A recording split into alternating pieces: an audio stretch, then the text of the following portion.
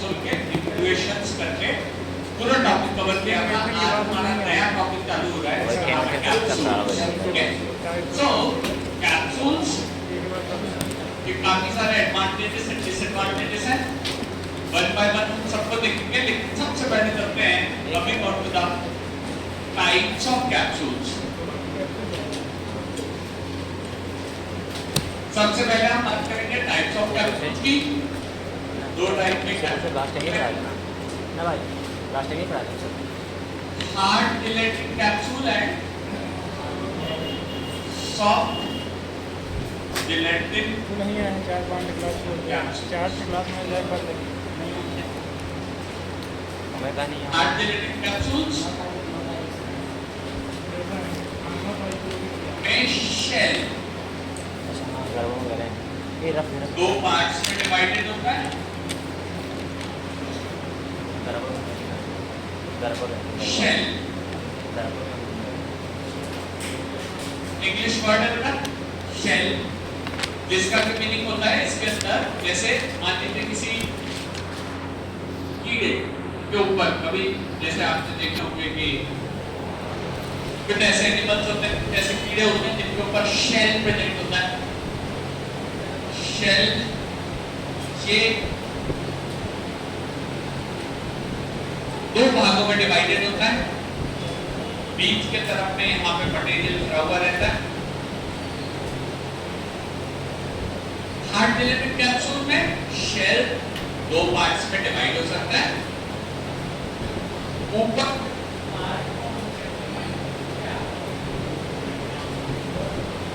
ऊपर के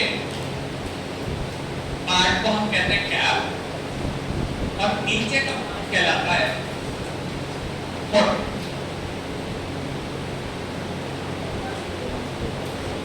ये दोनों पार्ट जरूरत पड़ने पे एक दूसरे से अलग अलग किए जा सकते हैं।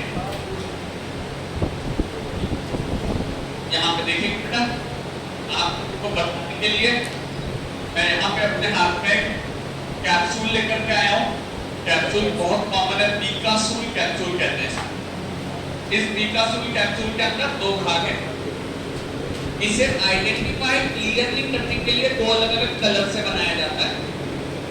इसमें नीचे की तरफ में ऑरेंज कलर दिया हुआ है, डीप ऑरेंज रेडिश जैसा, और ऊपर की तरफ में हल्का ब्लैकिश ब्राउन कलर दिया हुआ है।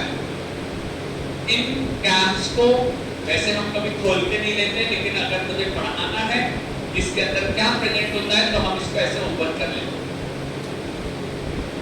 इस लेफ्ट हैंड में कैप प्रेजेंट है, इसमें बॉडी है और बॉडी के साथ ही पाउडर।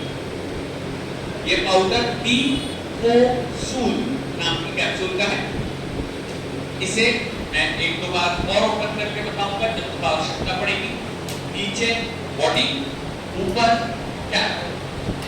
ये जो हमके एग्जाम्पल है, जैसे मैंने बताया बीकोसूल,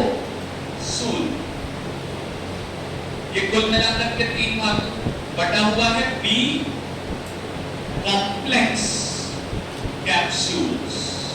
ओके, तो किसी भी चीज का बनाया जाता है वो किसी न किसी ऐसी ही मेथड से बनाया जाता है, जैसे कि विटामिन बी कॉम्प्लेक्स के कैप्सूल्स। ठीक है, ये कैप्सूल्स हमें एनर्जी देने के काम में आते हैं। जब हमारे शरीर में बहुत ज्यादा एनर्जी नहीं होती तो इन कैप्सूल्स को लिया जाता है। ये कैप्सूल्स डॉक्टर ज्यादातर समय उनको देते हैं जो जल्दी थकावट हो जाती है। जिनको जल्दी थकावट होने लगती है, सब 3 मंजिल चढ़ करके आए, थक गए। 20 साल के बच्चों को पता नहीं चलता, लेकिन एक 50-60 साल का व्यक्ति जब इस स्थान चढ़ करके आता है तो उसके शरीर में बहुत सारी चीजों की कमी के कारण कई बार इस प्रकार से कमजोरी लगने लगती। आजकल की दुनिया में जो हम खाना खा रहे हैं ये ज्यादातर फर्टिलाइजर्स और पेस्टिसाइड से बना हुआ है, जिसमें पहले की तरह बहुत सारे विटामिन अवेलेबल नहीं है। इसीलिए विटामिन के सप्लीमेंट्स लिए जाते हैं और ये सप्लीमेंट्स इस प्रकार के कैप्सूल्स में भरे जाते हैं। उसी के जस्ट अपोजिट हमारे पास एक और कैप्सूल है जिसको हम कहते हैं पुदीन हरा। ठीक है, पुदीन हरा के अलावा भी बहुत सारे विटामिन ई के इस प्रकार के कैप्सूल कैप्सूल आपको देखने को मिलेंगे, कुछ आंखों में डालने के कैप्सूल आपको मिलेंगे। ये कैप्सूल को आप चाहकर ही दो भागों में तोड़ नहीं सकते। Shell is made up of single part. Sir question क्या आएगा, बस ऐसे स्टेटमेंट लिखेंगे, in which of the following formulation the shell cannot be divided into two parts of capillary body? Correct answer क्या होगा, हार्ड या सॉफ्ट? करेक्ट आंसर सॉफ्ट है बेटा, क्योंकि मैंने नॉट डिवाइडेड कहा। अगर अपन ने ध्यान से नहीं सुना तो गड़बड़ हो जाती। ध्यान से हमने अगर थोड़ा भी फोकस नहीं रखा तो हम गलत कर बैठते और यहीं से निगेटिव मार्किंग होती है। इट्स अ कॉम्पिटिटिव एग्जाम, ठीक है। क्रिकेट का मैच चल रहा है, बॉलर ने बॉल डाला, हम सोच रहे थे कि ऐसे करके डालेगा, अंदर आनी चाहिए, बॉल बाहर की तरफ निकल गई, आउट। आप अगर आउट हो गए तो आपकी टीम हार जाए। इसीलिए हमें आवश्यकता है इन चीजों को एकदम फिक्स करने की, ध्यान देने की, ठीक है। इसीलिए हम लोग कुछ इस प्रकार के फॉर्मुलेशंस लेकर के आते हैं। पिछली बार भी मैंने आपको एक डिओड्रेंट का बॉटल हैंड ओवर किया था, जिससे हम कुछ चीजें सीख सकते हैं। ये प्रैक्टिकल चीजें अगर हमारे हाथ में आ जाती है, क्लियरली मेंशन हो जाता है इसके अंदर भरा होता है लिक्विड, सॉलिड नहीं। इसके अंदर पाउडर नहीं होता। सर क्यों? देखिए भाई, हम जब घर से निकलते हैं ना, मान लीजिए गांव से यहाँ आ रहे हैं, तो हमारी मदर सूखी खाने की रोटी और सब्जियां अलग तरीके के कंटेनर में बंद करती हैं। उसका ढक्कन अगर बहुत ज्यादा एयर टाइट नहीं होगा तो भी चलेगा, लेकिन लिक्विड प्रोडक्ट्स के लिए लीक प्रूफ कंटेनर में ही रखना पड़ेगा, नहीं तो सारा कपड़ा खराब हो जाएगा, सारी किताबें खराब हो जाएंगी, इसमें से लिक्विड निकल जाएगा। इसीलिए सॉफ्ट जेलेटिन कैप्सूल का shell it is not divided in two part.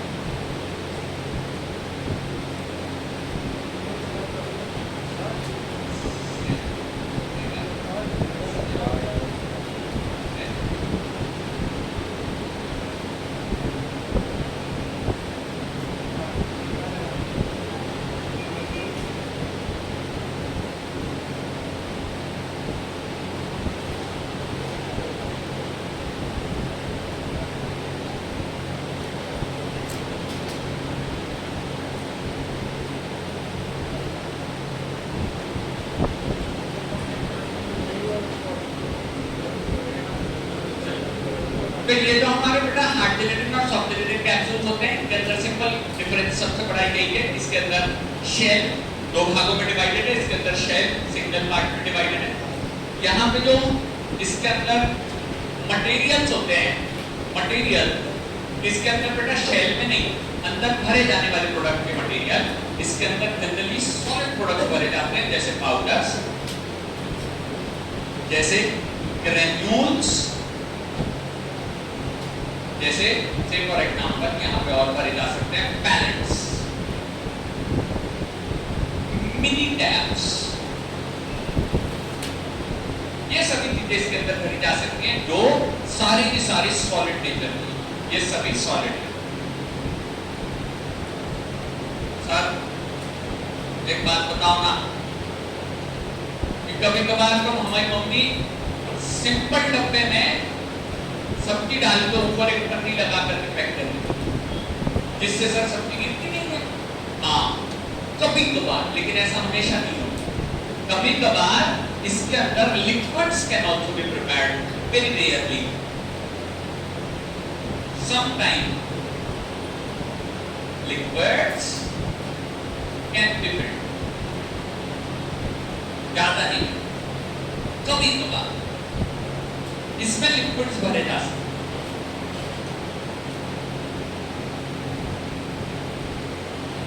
जबकि यहाँ का मटेरियल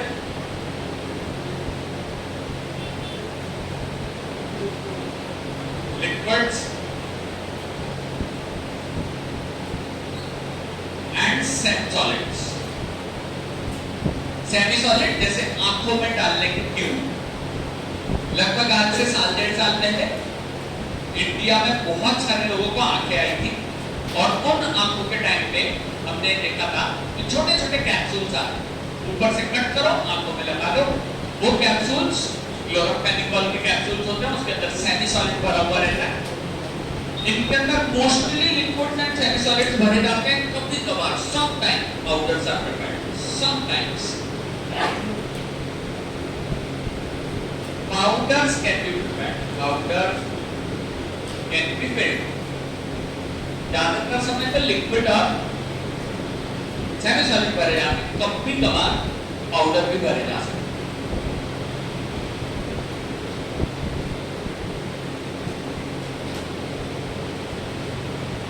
आगे चलते हैं, लेकिन उससे पहले 1-2 मिनट लिखने के साथ साथ में बेटा कोशिश ये भी करनी है चीजों को समझा जा सके। मेरा ख्याल सभी लोग ये वर्ड जानते हैं, पाउडर मासक हम शरीर पे लगाते हैं, बिल्कुल सही है सर। क्या उसके अंदर भी भरा जा सकता है? एक कैप्सूल मैंने बोला था उसके अंदर पाउडर भरा था।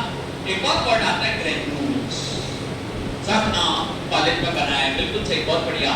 ग्रेन्यूल्स के कई छोटे छोटे एग्जांपल्स भी होते हैं, शायद बचपन में कई सारे लोगों ने बोर्नवीटा देखा हो, दैट इज ग्रेन्यूलर। वो एकदम फाइन नहीं होता, उसमें ग्रेन्यूल्स होते हैं, ग्रेन्यूल्स होते हैं, कुछ बड़े कुछ छोटे, नीचे की तरफ एकदम पतले छोटे और ऊपर की तरफ बड़े बड़े से ग्रेन्यूल होते हैं। ग्रेन्यूल्स पाउडर के कंपैरिजन में ज्यादा अच्छे से फ्लो होते हैं। सब फ्लो क्यों करवाना है? कैप्सूल के शेल में भरने के लिए, मैन्युफैक्चरिंग के लिए उसको कैसे करवाना पड़ता है। अपन यहाँ पे बात कर रहे हैं ग्रेन्यूल्स और पाउडर अलग अलग है। पाउडर में फ्लो थोड़ा कम होता है, ग्रेन्यूल्स में फ्लो थोड़ा ज्यादा होता है, इसलिए ग्रेन्यूल्स भरे जाते हैं। अब एक बात आती है पैलेट्स की। पैलेट्स ये परफेक्टली स्फेरिकल पार्टिकल्स होते हैं, एकदम छोटे छोटे स्फेरिकल पार्टिकल्स, ठीक है। कई बार कुछ सर्दी खांसी की ऐसी कैप्सूल्स डॉक्टर साहब कई बार लिखते हैं जिसके अंदर में ट्रांसपेरेंट कैप्सूल के अंदर तरह तरह के कलर्ड वाले गोले दिखाई देते हैं, वो पैलेट्स कहलाते हैं, ठीक है। पैलेट ये वर्ड एक इंग्लिश राउंड शेप के गोले के लिए आता है जो जनरली रबर का बना होता है। यहाँ रबर नहीं होगा, ये सेम वैसी ही गोलियां होंगी जैसे साबुदाने की होम्योपैथी की मेडिसिन था, वैसी ये गोलियां दिखाई देती हैं। ध्यान से सुनिएगा, शायद आप में से कई सारे लोगों ने एक गन का नाम सुना होगा, पैलेट गन, ठीक है। कुछ लोग हाँ बोल रहे हैं, कुछ लोग को आइडिया नहीं है।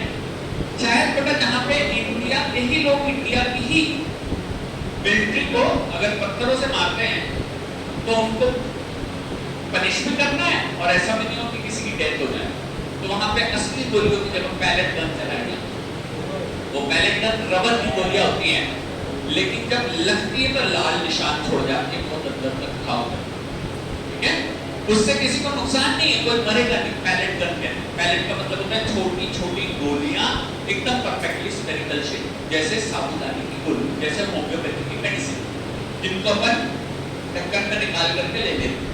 आपको बताया हमेशा डॉक्टर साहब लिखते हैं 4 गोलियां, या तो एक भी नहीं निकलती या निकल जाती है 10-12, ठीक है। 10-12 क्यों निकल जाती है? एक्सीलेंट फ्लो, इनके अंदर एक्सीलेंट फ्लो प्रेजेंट होता है, इसके कारण साबुदाने की होम्योपैथी की मेडिसिन कभी एग्जैक्टली 4 गोलियां नहीं निकलती, डालने जाओ तो 3 बचती, ठीक है। होम्योपैथी की गोलियों के कैलकुलेशन बड़े मुश्किल से हो पाते हैं। एक्सीलेंट फ्लो, अच्छी बात यह कि जल्दी भराएगा, जल्दी भराएगा तो हर कैप्सूल खाने वाले को परफेक्ट वो मिलेगी। सर एक बात बताओ ना, होम्योपैथी पढ़ा रहे हैं कि कैप्सूल पढ़ा रहे हैं? बेटा एग्जांपल दे रहा हूँ, कैप्सूल के अंदर होम्योपैथी जैसी दिखने वाली छोटी छोटी राउंड शेप की पैलेट्स बनी जाती है। आगे चलना है, coming on to this point, यहाँ पे 2 डिफरेंस हो चुके हैं। पहली चीज, shell is divided into parts, कैप्टेड बॉडी, यहाँ पे शेल उसकी डिवाइडेशन नहीं होता, सिंगल पार्ट का शेल प्रेजेंट होता है। यहाँ पे लिक्विड्स ज्यादातर भरे जाते हैं, यहाँ पे सॉलिड्स ज्यादातर भरे जाते हैं। एक डिफरेंस और लिख लेना इनके अंदर में, यहाँ पे नीचे की तरफ अपन लिख लेंगे कि ये डिफरेंस बाद में पढ़ाऊंगा होता क्या है, ठीक है। बट यहाँ लिख लेंगे shell contain 11 to 15% weight by weight moisture।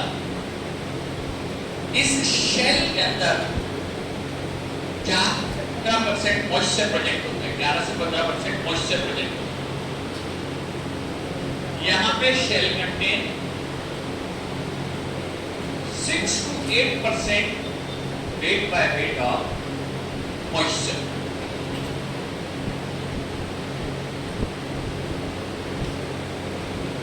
Moisture. मैं इसको समझाऊंगा बेटा, ये हमारा सबसे ज्यादा इंपॉर्टेंट क्वेश्चन है, कई बार पूछा गया है, लेकिन ये अभी समझ में नहीं आएगा। बस मैं डिफरेंस आपको एक ही जगह पे लिखवा सकूं, इसके लिए दिया है यहाँ पे डिफरेंस लिख लिया हो तो यहाँ ध्यान दीजिएगा। घर की बात करते हैं, हॉस्टल की नहीं, रूम की नहीं। हमारे घर पे हमारी मदर के पास रखे रहते हैं पापड़, ठीक है। जब ताजा बनते हैं या ताजा मार्केट से लेकर के आते हैं तो होते हैं बढ़िया फ्लेक्सिबल, हल्की कीले, जिनको पलटने का कोई नुकसान नहीं, लेकिन 1 साल के बाद उठाते से आधा हाथ में आधा नहीं आता। क्यों? क्योंकि मॉइस्चर लॉस हो जाती है, खराब हो जाती है, ठीक है। ये कैप्सूल का शेल कंपनी ने बनाया, बढ़िया बनाया, बिल्कुल सही हुआ, ताजा ताजा है सर, इसको बहुत फ्लेक्सिबल है, मॉइस्चर अच्छा खासा है। अगर मॉइस्चर कम हो जाता तो ये टूट जाता। सर टूट जाते तो क्या होगा? मटेरियल का लॉस होगा। सर अभी भी हो रहा है, नहीं बताइए, मैं केवल पढ़ाने के लिए कर रहा हूँ, ठीक है। अभी मटेरियल का लॉस नहीं हो रहा है, ये केवल मैं सिखाने के लिए कर रहा हूँ कि ये शेल क्या होता है और शेल के अंदर मॉइस्चर का क्या इफेक्ट करता है। अगर ये मॉइस्चर चला गया, अगर ये मॉइस्चर खराब हो गया तो ये कैप्सूल के शेल टूटने लगेंगे, डोज के वेरिएशन होंगे, ये प्रोडक्ट अच्छा नहीं कहलाएगा, ठीक है। इसीलिए अपन आगे चलते हैं, इस टॉपिक को नेक्स्ट लेवल पे लेकर के चलते हैं। हम यहाँ पे बात कर रहे हैं बेटा कैप्सूल्स के टाइप यहाँ पे हो चुके हैं। अब अपन चलेंगे advantages and disadvantages of capsules, ठीक है। अब अपन चलेंगे advantages and disadvantages of capsules, capsules के एडवांटेजेस एंड डिसएडवांटेजेस।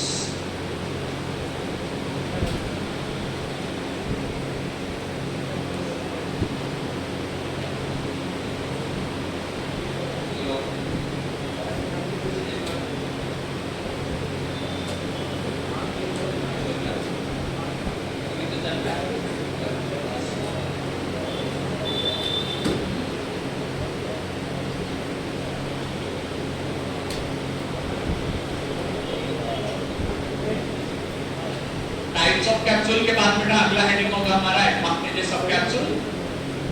सबसे पहला एडवांटेजेस, एडवांटेज लिख लीजिएगा, इट हाइड द या it mask the taste, odour and colour.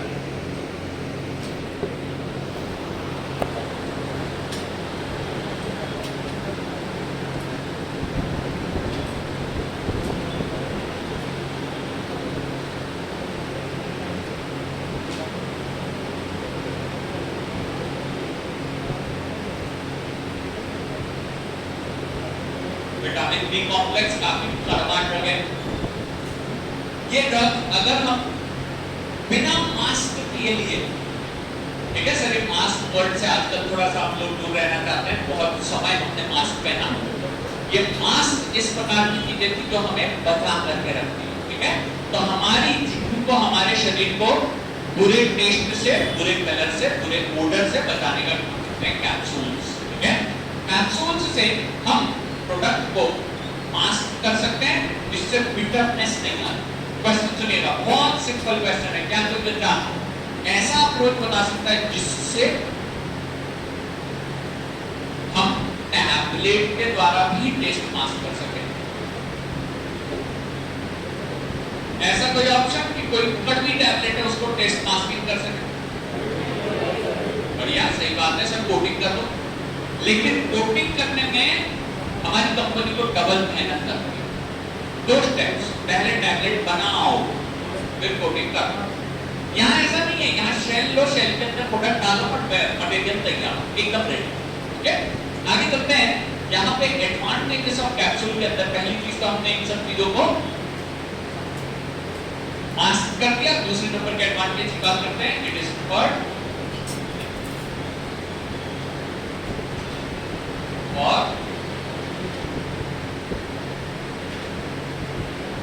pressure sensitive drugs.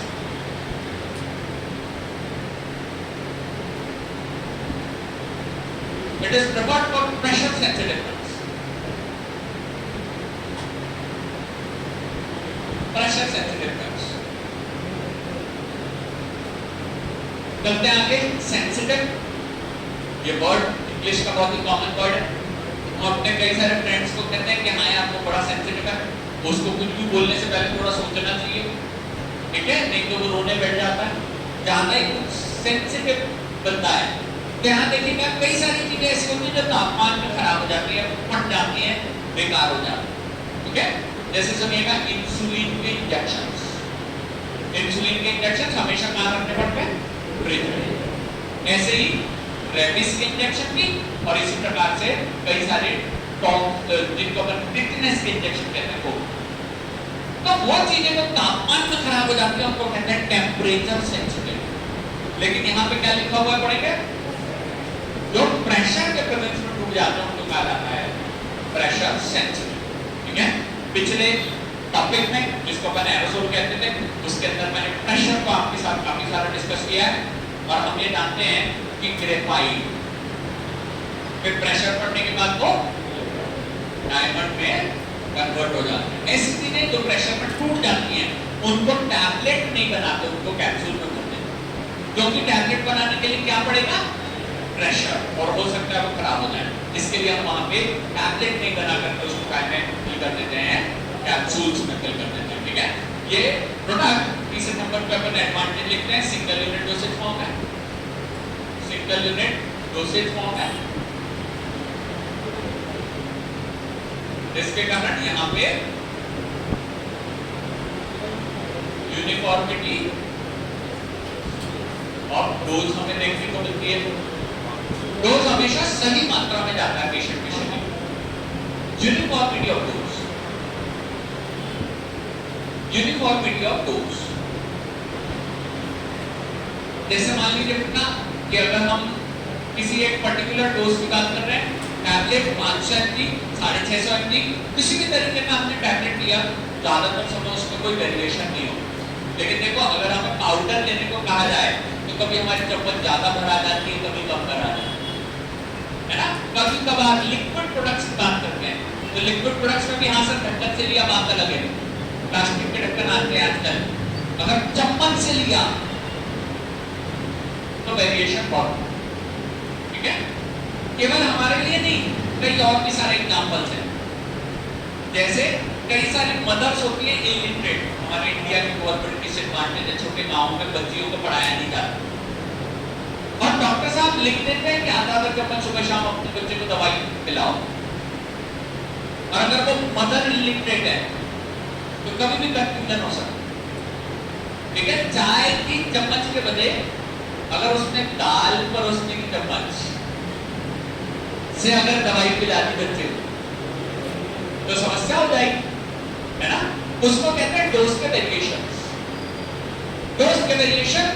और देखो ज्यादातर समय लिक्विड प्रोडक्ट किसको दिए जाते हैं, एडल्ट्स को या छोटे बच्चों को, छोटे बच्चों को। सर विटामिन की दवाई तो है, थोड़ा ज्यादा दे दो कोई बात नहीं, लेकिन एक बात बताना, एपिलेप्सी क्या होती है, केवल बड़ों को होती है या बच्चों को। और अगर आपने उस केस में सीएनएस का ड्रग दे दिया, ठीक है, तो आपको पता है सीएनएस के ड्रग बड़ी डेंजर, थोड़ा ज्यादा हुआ तो पेशेंट को नुकसान भी कर सकता है। इसीलिए ऐसी कंडीशन में हम ये जानते हैं कुछ ड्रग्स ऐसी ही दी जाए जिसके डोज के वेरिएशन नहीं होना चाहिए, तो वो सिंगल यूनिट डोसेज फॉर्म में बहुत अच्छे रहते हैं। इलिटरेट मदर, देखो बेटा हमारा कोर्स इंग्लिश में, इसलिए कभी कभार कई सारे वर्ड्स हमको इंग्लिश में बोल नहीं चाहिए, ठीक है। इलिटरेट का मतलब होता है जो पढ़े लिखे नहीं, उनकी छोड़ो, पढ़े लिखों की बात करते हैं, वो भी ऐसे जो टेक्निकल कोर्स कर रहे हैं और वो भी फार्मेसी। कभी कभार एक तो ऐसे लिक्विड जरूर आते हैं हमारे जीवन में, लिक्विड ड्रग्स, दवाइयाँ, जिसका हम खुद भी सब कुछ जानने के बाद ढक्कन में नाम के नहीं लेते। Any example? Generally cup syrup कभी नाम के नहीं लेते सर, ढक्कन तो पहले दिन घुमा देते, बोलते ही नहीं है कि वापस से उपयोग न करना हो। और दवाई सुबह दोपहर शाम जब भी बोले, पर हाँ हमको पता है कितनी होती है चम्मच, जब तक ओरल कैविटी भर नहीं जाती तब तक वो दवाई है ना मुंह में जाते रहती है, डोज के वेरिएशन होते हैं। ऐसा क्यों? ऐसा आखिर क्या रीजन है? मीठा तो चीनी भी ऐसे खाते हो क्या मुंह भरने का? हाँ ये परफेक्ट, प्रैक्टिकल एक्सपीरियंस मैटर्स, ठीक है। उसके अंदर सर एल्कोहल, कम सिरप के अंदर सर एल्कोहल होता है, और एल्कोहल छोड़ो, उससे भी अपर लेवल आपने पढ़ा होगा ओडी, ठीक है। हमारे ब्रेन को अच्छा लगता, हमारा ब्रेन बड़ा चतरा प्राणी है, उसको बस कोई चीज चाहिए तो उसको अच्छी लगती, और उसको अच्छे लगते हैं ये सब कोडीन, अल्कोहल, मीठापन, एलिक्सर्स, ये अच्छे लगते हैं उसको। लेकिन केवल मिठास इंपॉर्टेंट नहीं है, नहीं तो हम रूअफ़ज़ा भी ऐसी पी, लेकिन नहीं, वो इतना अच्छा नहीं लगता सर, क्योंकि उसके अंदर ये सब प्रोडक्ट्स नहीं मिलता। तो आप बताइए, अगर आपसे कोई पूछे कि डोज के वेरिएशन ज्यादा किसमें होते हैं, सॉलिड प्रोडक्ट में या लिक्विड्स में, मल्टीपल डोज में या सिंगल डोज में? Single dose. मल्टीपल में ज्यादा होंगे, सॉरी मैं गलत बोली, मल्टीपल के अंदर ज्यादा होंगे, सिंगल में कम वेरिएशन। तो कैप्सूल भी इसी प्रकार का एक वेरिएट, इसके अंदर हमें कम वेरिएशंस देखने को मिलते हैं। यहाँ पे देखिएगा एक और अच्छा एडवांटेज है, ठीक है, एज कंपेयर्ड टू टैबलेट्स, कहीं गुड मॉर्निंग बढ़िया as की आवाज less excipients, इसके अंदर नंबर ऑफ एक्सिपिएंट्स कम है, इसके अंदर नंबर ऑफ एक्सिपिएंट्स कम है टैबलेट के कंपैरिजन, ओके। चलो गुड मॉर्निंग, सबको आता है, क्वेश्चन का आंसर दीजिए, ऐसा कोई एक्सिपिएंट बताओ जो एरोसोल के अलावा और कहीं प्रेजेंट नहीं होता। वेरी गुड बेटा, बहुत अच्छे, प्रोपेलेंट एक एक्सिपिएंट, वो दवाई नहीं है, वो केवल दवाई को लेने लायक बनाता है, छोटे पार्टिकल्स में कन्वर्ट करता है, धक्का देकर के बाहर निकालता है, बिल्कुल परफेक्ट, वो कहलाता है प्रोपेलेंट, और कहीं उपयोग में नहीं आता, ठीक है। इसी प्रकार कैप्सूल में भी जिलेटिन नाम का एक शेल होता है जो बाकी सब जगह पे ना के बराबर उपयोग में आता है, छोटा सा बॉक्स बनाएंगे, नए बच्चे प्लीज ध्यान रखिए, ये बॉक्स हमारे कुछ स्पेशल कंटेंट होते हैं, जैसे अपन यहाँ पे लिख रहे हैं एक्सिपिएंट्स ऑफ टैबलेट्स। टैबलेट्स के अंदर पाए जाने वाले, प्रेजेंट होने वाले एक्सिपिएंट्स, कौन से एक्सिपिएंट्स होते हैं? नंबर 1, पहला एक्सिपिएंट इसके अंदर प्रेजेंट होता है जिसे कहते हैं डाइल्यूमेंट। डाइल्यूमेंट के बाद दूसरे नंबर पे बात करते हैं, इसमें प्रेजेंट होते हैं बेटा, करेक्ट, बाइंडर्स, है सर, पता निकालो ना, अंदर दूध दे रहा है क्या? डिसइंटीग्रेंट्स, सब्जी का खाते हैं नहीं बेटा, वही बन सकते होंगे, लो प्रमोटर्स,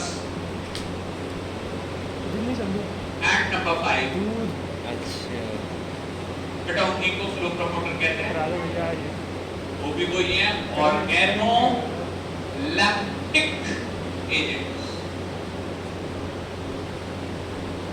ये सब टैबलेट के एक्सिपिएंट्स। लो प्रमोटर्स, बढ़ाने वाले, लो प्रमोटर्स, बढ़िया, अच्छी बात है, जितनी चर्चा करो उतनी अच्छी चीज सीख पाओगे।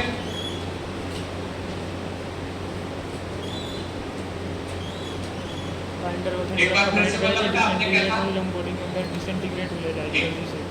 देखो इंग्लिश में वर्ड होता है ऑर्गन या ऑर्गेनोलैक्टिक एजेंट्स, जैसे कि हम हिंदी में बोलते हैं हमारी 5 इंद्रियां हैं, ठीक है, तो उन्हीं को क्या कहते हैं? सेंस ऑर्गन्स, ठीक है। एक आईज, आंखें, और दूसरे नंबर पे टेस्ट, और तीसरे नंबर पे मान लीजिए स्मेल। तो यहाँ पे बात कर रहे हैं अपन ऑर्गेनोलैक्टिक एजेंट, जो आपने बोले ना कलर्स, वो इसमें आ, क्योंकि आंखों से दिखते हैं, जो आपने बोले फ्लेवर्स, वो भी इसी में आ, ठीक है। और जो ये बच्चे लोग बोल रहे थे सर ग्लाइडेंट, फ्लो प्रमोटर्स, और ये सब कुछ फ्लो प्रमोटर्स में आता है, मैं पढ़ाऊंगा डिटेल में। लेकिन एक बात बताइए, टैबलेट और कैप्सूल में से सर कौन सा है जिसे बनाने के लिए ज्यादा प्रेशर लगाना पड़ता है? यानी ऐसा कौन सा होगा जिसमें बाइंडर डालना पड़ेगा? टैबलेट करेंगे। सर अगर होता तो ऐसे खोलने पे पाउडर थोड़ी गिरता। अगर बाइंडर होता तो वहां पे पाउडर गिरता नहीं सर। तो इसका मतलब क्या हुआ, ये हो गया टैबलेट का एक्सिपिएंट। अब अपन बात करते हैं, कलर चेंज करके बात करते हैं, एक्सिपिएंट्स और कैप्सूल्स। अच्छा एक बात बताओ, जनरली कैप्सूल के अंदर बाइंडर होता है? नहीं सर, बाइंडर नहीं होता क्योंकि उसमें पाउडर बस भरा गया, उसमें कोई बाइंडिंग एजेंट नहीं है, तो बाइंडर प्रेजेंट नहीं होता। ठीक है, यहां देखिएगा जब बाइंडर नहीं होता तो डिसइंटीग्रेंट की भी जरूरत नहीं, डिसइंटीग्रेंट भी नहीं प्रेजेंट होता। ठीक है, अब जैसे इन्होंने बोला कलर और फ्लेवर, तो सुनिए बेटा, मैंने अभी एक कैप्सूल आप लोगों के लिए खोला था, एक दो और भी हैं, कोई दिक्कत की बात नहीं है, मैं 10 कैप्सूल खोल दूंगा, लेकिन समझिएगा इसमें कलर और फ्लेवर केवल बाहर के शेल का है, अंदर ऑर्गेनोलेक्टिक एजेंट की भी जरूरत नहीं। सर कम करते जा रहे हो चीजें, पैसे बचा रहे हो क्या? नहीं बेटा, ये चीजों से पैसे नहीं बचते, इन चीजों से बचती है लड़ाइयां, उनको कहते हैं इनकम्पैटिबिलिटीज। ठीक है, तो यहाँ पे कैप्सूल्स के अंदर यहाँ पे लेस एक्सिपिएंट प्रोजेक्ट होने के कारण यहाँ पे होते हैं less chance of incompatibilities.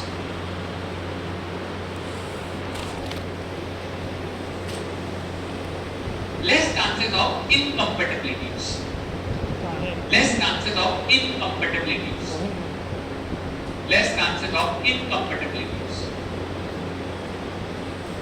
less excipient, less incompatibilities।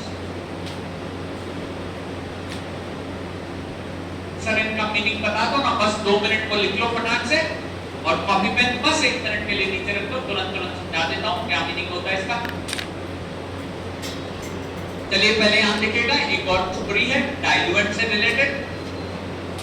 Diluent के और 2-3 नाम होंगे, लेकिन डाइल्यूएंट बेटा जनरली बल्क को बढ़ा देगा। ठीक है, हमारे यहाँ जब भी चुनाव होते हैं तो हजारों में बस भर भर के लोग आ जाते हैं, कुछ नहीं करते, बस भीड़ बढ़ा।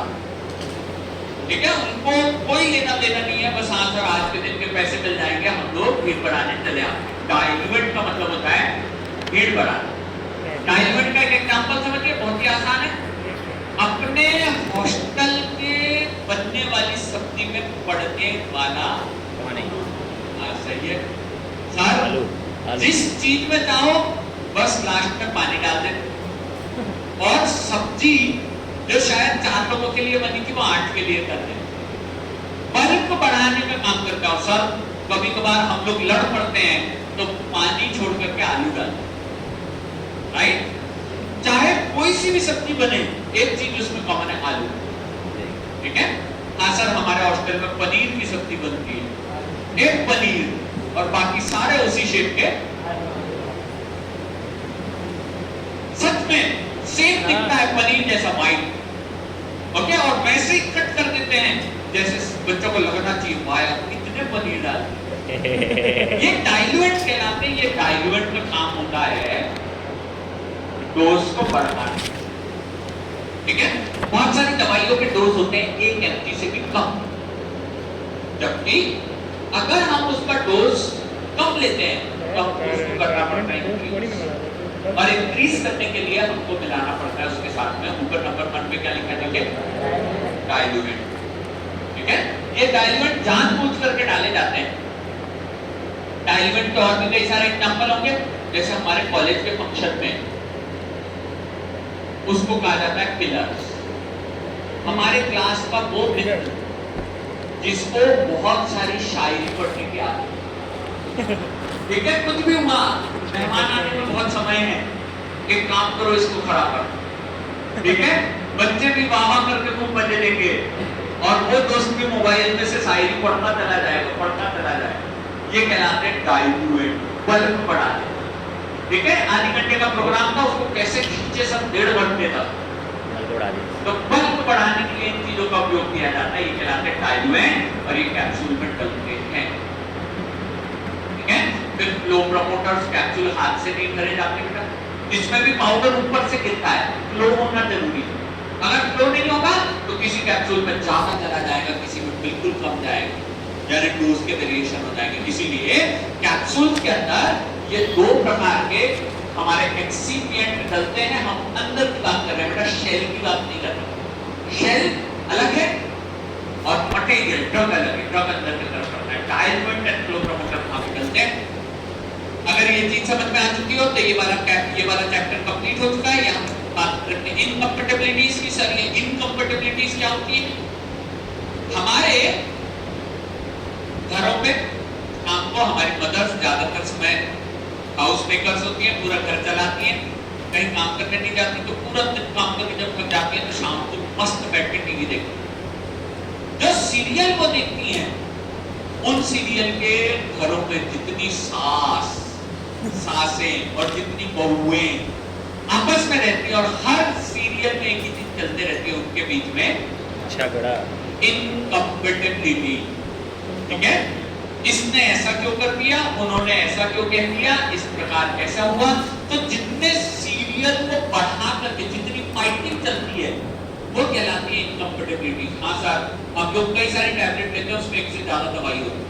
जब एक से ज्यादा दवाई एक दूसरे से लड़ेंगे तो चांसेस है कि सर ये घर बहुत जल्दी टूट जाएगा, एक्सपायरी हो जाएगी किसकी, कैप्सूल की। लेकिन अगर इसके अंदर सर लोग ही कम रहेंगे, कम प्रोडक्ट डालोगे तो हाँ सर इनके झगड़े होने के चांसेस कम है। इसीलिए एक्सीपिएंट डलते हैं केवल दो ड्रग के साथ, और इसीलिए यहाँ चांसेस हम इनकम्पेटिबिलिटी हो जाती है। कम एडवांटेजेस ऑफ कैप्सूल कंप्लीट हो गए। हमने यहाँ 4 से 5 पॉइंट्स लिख लिए हैं। ये प्रोडक्ट्स जो है ये कैप्सूल के एडवांटेजेस हैं। कैप्सूल के दो टाइप होते हैं, बताओ कौन कौन से? हार्ड जिलेटिन और सॉफ्ट जिलेटिन। बताइए इनमें से सबसे ज्यादा शेल में मॉइस्चर किस में प्रेजेंट होता है? देख के बोलना, हार्ड जिलेटिन करेक्ट आंसर। ठीक है, देखो 11 से लेकर 15%। ठीक है, और वो जो दूसरा वाला है अपना उसके अंदर कितना? ठीक बात है भाई, कुछ ऐसी चीजें जिनको रटना ही पड़ता है, मैं बताऊंगा बाद में इसका रीजन क्या है। देखो होता कंफ्यूजन ऐसा ही है, अभी देखते पढ़ रहा हूँ, आज क्या पढ़ा है इसलिए याद है, नहीं तो बाद में दिमाग यही चलता सर जो सॉफ्ट है उसमें मॉइस्चर कैसा होना चाहिए? ज्यादा होना चाहिए, ज्यादा, लेकिन देखो उसमें है कम। ठीक है, बिल्कुल सही है। इसीलिए ऐसा क्यों होता है मैं बाद में सिखाऊंगा आपको, क्योंकि शेल बनाना भी हमारे काम है, हम ही बनाएंगे इसको, किस प्रकार बनेगा वही अपने को सीखना है, हम आगे चलते हैं। लेकिन कैप्सूल में अगर सारे ही एडवांटेज होते तो मार्केट में टैबलेट, इंजेक्शन, पेरेंटल और कुछ आता ही नहीं, केवल क्या आते? कैप्सूल्स। लेकिन ऐसा नहीं, कैप्सूल कम आते हैं मार्केट में, टैबलेट ज्यादा आती है। चलते हैं अगले पॉइंट पे। Those are called as limitations or disadvantages of capsules. Limitations और disadvantages of capsules, ये capsules के disadvantages हैं। इन disadvantages में सबसे पहला आता है high cost of production।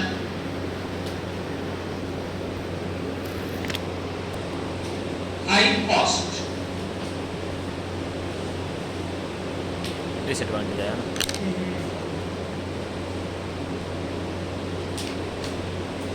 Sir बनाना ही महंगा पड़ जाता है। फार्मास्यूटिकल इंडस्ट्री, मान लीजिए आपने अपने मिल करके गोविंदपुरा में एक इंडस्ट्री खोली और उस इंडस्ट्री के अंदर अपन ये कैलकुलेट कर रहे हैं, सर एक बात बताओ अपने घर पर कितनी टैबलेट बना दोगे? 1 लाख। सर कैप्सूल कितने बनाओगे? 50,000। बेटा पूरी दुनिया इकोनॉमिक्स पे चल रही है, सब चीजों में पैसे का लेन देन ही इंपॉर्टेंट है और उसीलिए आप भी पढ़ाई कर रहे हो। सर अच्छा पैकेज मिलना चाहिए। अगर कंपनी को अपने घर में प्रोडक्शन आधा ही मिला, 1 लाख की जगह 50,000, तो कंपनी को पैसा तो उतना ही देना, बिजली का बिल भी उतना ही देना है, तो लोगों की सैलरी भी उतनी देनी है, तो कंपनी को आधा तो घाटा ही होगा। इसीलिए कैप्सूल्स को थोड़ा कम प्रेफर किया जाता है। पैसेज को 500 mg की टैबलेट और 500 mg का कैप्सूल क्वेश्चन फिर से सुनना, 5 चलनी की टैबलेट और 5 चलनी का कैप्सूल आपके हिसाब से किसकी जगह स्पेस ज्यादा लगेगी? क्यों भाई? क्यों भाई? लिक्विड मटेरियल लगेगा बाकी सही बात है बेटा। सही बात है। और अगर एक कैप्सूल सर टैबलेट में क्या करते हैं, इसे दबा देते हैं तो वो छोटा हो जाता है, लेकिन कैप्सूल में दबाते नहीं है तो उसका वॉल्यूम ज्यादा रहता है। 10 कैप्सूल का वॉल्यूम और ज्यादा सर, कैप्सूल के डब्बे का वॉल्यूम और अधिक सर, ऐसे 10 डब्बों का वॉल्यूम और ज्यादा सर, और ऐसे हजारों डब्बों का वॉल्यूम, उससे भी ज्यादा सर। सर हमको एक कमरा मिल जाता था 5,000 रुपए के किराए में, जिसमें टैबलेट ही टैबलेट भर देते, लेकिन कैप्सूल भरने के लिए वैसे 2 कमरे लगे, तो किराया 10,000 हो गया, हमारा कंपनी का नुकसान हो गया। पर एक बात बताओ, ट्रक में ले जाने के लिए कितने ट्रक लगेंगे? एक के बजाय 2 ट्रक लगेंगे, तो ट्रांसपोर्टेशन भी ज्यादा महंगा हो गया। तो आपका बेहतर प्रोडक्ट का कॉस्ट बढ़ता चला जाता है, इसलिए कंपनीज कैप्सूल्स को ज्यादा प्रेफर करती है टैबलेट्स को। देखिएगा, high cost of production, high cost of storage, high cost of transportation, ये तो मैं जानते नहीं है। सभी चीजें महंगी बढ़ जाती है। हाँ, इसीलिए कंपनी चाहती है कैप्सूल बाद में देखेंगे। अगर कोई drug moisture sensory, pressure sensitive है तो सोचेंगे कैप्सूल बनाने का, नहीं तो फिर आपको नहीं सोचना है कैप्सूल बनाने के बारे में, हम उसकी टैबलेट ही प्रेफर करते हैं। और अगर कड़वाहट भी है तो सब कोटिंग लगाकर काम चला लेंगे, कोई समस्या की बात नहीं है। यहाँ पे हम बस ये चाहते हैं ये थोड़ा सस्ता है। आगे चलते हैं, नेक्स्ट वाला हमारा एग्जांपल रहेगा, यहाँ देखिएगा, एपीआई और ड्रग्स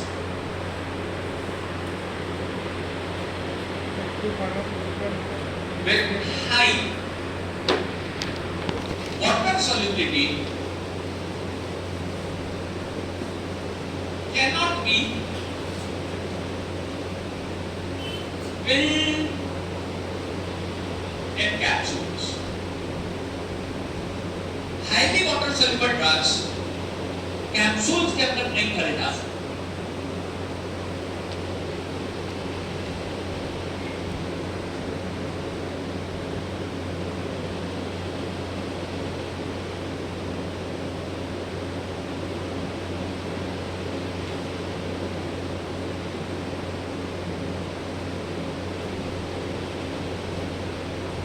यहीं पे ब्रैकेट में लिख लेंगे जिलेटिन, एक अपने आप में काफी अच्छा वाटर सॉल्युबल प्रोडक्ट है। सर ये जिलेटिन क्या है, इसके शेल में कहां से आता है पढ़ाएंगे, ये क्वेश्चन करने की कोशिश करेंगे। Gelatin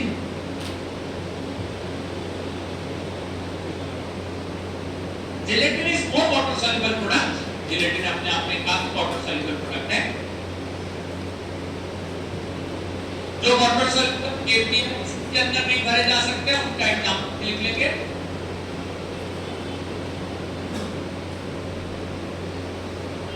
example KCl and KPR,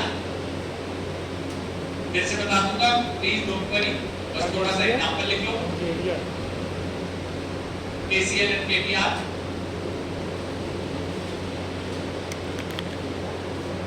वहीं से मिला था ना जिलेटिन। ठीक है सर, हमने लिख लिया। एक बात बताओ कि मार्केट में पैरासिटामोल की क्या ज्यादा आती है, टैबलेट या कैप्सूल? टैबलेट। हाँ सर, कैप्सूल आती है। रीजन क्या है? यही रीजन है, महंगी पड़ती है। 25 50 पैसे की एक पैरासिटामोल मिल जाती है आराम से, मार्केट में 1 रुपए मिल जाती है। कैप्सूल की बनाओगे सर, कैप्सूल में ज्यादा पैसा लगेगा, बस बढ़िया टैबलेट मिल जाती है। पैरासिटामोल की केवल टैबलेट आती है, डाइक्लोफेनेक इंजेक्शन आता है। डाइक्लोफेनेक टैबलेट, उसकी भी कैप्सूल नहीं आती, लेकिन ठीक है, तो वो प्रोडक्ट शायद प्रेशर सेंसिटिव होंगे, इसलिए उनको इस प्रकार करा जाता है। शायद आपने एक दवाई का नाम सुना होगा जिसको कहा जाता है एमोक्सिसिलिन। इंजेक्शन आउट ठीक है, क्या आते हैं उसके कैप्सूल, उसकी भी टैबलेट नहीं आती, क्या कम आती है, ना के बराबर आती है। एमोक्सिसिलिन, एमपीसिलिन, ये सारे प्रोडक्ट्स टैबलेट की जगह इस प्रकार में आते हैं कैप्सूल्स। ठीक है, और यहाँ पे देखिएगा बोर्ड पे अपन इसकी चर्चा इसीलिए कर रहे हैं कि सर हाँ पैरासिटामोल अपन बनाते नहीं कैप्सूल, मॉलिक्यूल में एम्फीसिलिन एमॉक्सिसिलिन बनाते हैं, बीकासूल बनाते हैं, तो सर ऐसे प्रोडक्ट बिल्कुल मत बना देना जो हाईली वाटर सॉल्युबल है। एग्जांपल देखो ऊपर क्या लिखा है, KCl एंड KCl को कहेंगे पोटेशियम क्लोराइड और PBr पोटेशियम ब्रोमाइड। ठीक है, जो नहीं बनाते उसका यहाँ पे एक छोटा सा डायग्राम बनाएंगे, उसका एक रीजन बना देंगे, एक छोटा सा डायग्राम बनाएंगे, छोटा सा रीजन लिख लेंगे। ओरल रूट से ली हुई टैबलेट्स सबसे पहले कहा जाती है, ओरल रूट से ली हुई कैप्सूल्स या टैबलेट हाँ ईसोफेगस से होते हुए तुरंत स्टमक में डाली जाती है, और स्टमक में डाल के ये सबसे पहले इंटरेक्ट करती है किस चीज से? बहुत बढ़िया बेटा, NaCl। कोई करेक्ट आंसर है लेकिन ये NaCl होता है एक्वस नेचर। एक्वस नेचर का ही है प्रोडक्ट होता है। और शेल किस चीज का बना है? ये देखिए किसका है? जिलेटिन। और अगर ये जिलेटिन मैंने वहां पे लिखवा दिया किस नेचर का है? Water soluble. तो वाटर सॉल्युबल होने के कारण ये जिलेटिन इस पानी में डालने से ही हो जाएगा डिसॉल्व। और अगर ये प्रोडक्ट पानी में डालने से ही डिसॉल्व हो गया, जिलेटिन का शेल डिसॉल्व हो गया, तो अंदर भरा हुआ प्रोडक्ट अचानक से बाहर आ जाएगा। अगर जिलेटिन का शेल डिसॉल्व हो गया तो ये प्रोडक्ट अचानक से बाहर आ जाएगा और यहाँ पे तुरंत पानी में घुल जाएगा, क्योंकि ये प्रोडक्ट भी कैसा है देखिए, highly water soluble, high water solubility, बहुत ज्यादा वाटर सॉल्युबल, जिसके कारण इसका यहाँ पे हो जाता है हाई कॉन्सेंट्रेशन, जिसके कारण पानी में इसका हो जाता है हाई कॉन्सेंट्रेशन। इसका कॉन्सेंट्रेशन अचानक से बढ़ जाता है, इसका कॉन्सेंट्रेशन अचानक से बढ़ जाता है, हाई कॉन्सेंट्रेशन।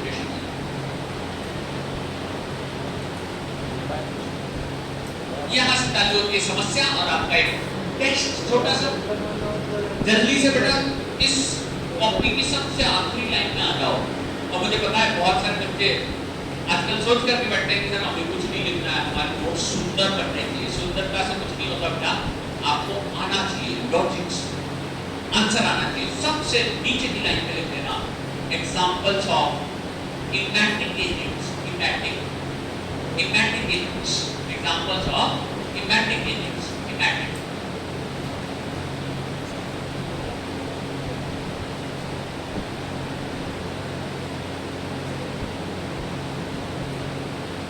सबसे आखिरी की लाइन पे लिख दो इमैटिक एजेंट्स।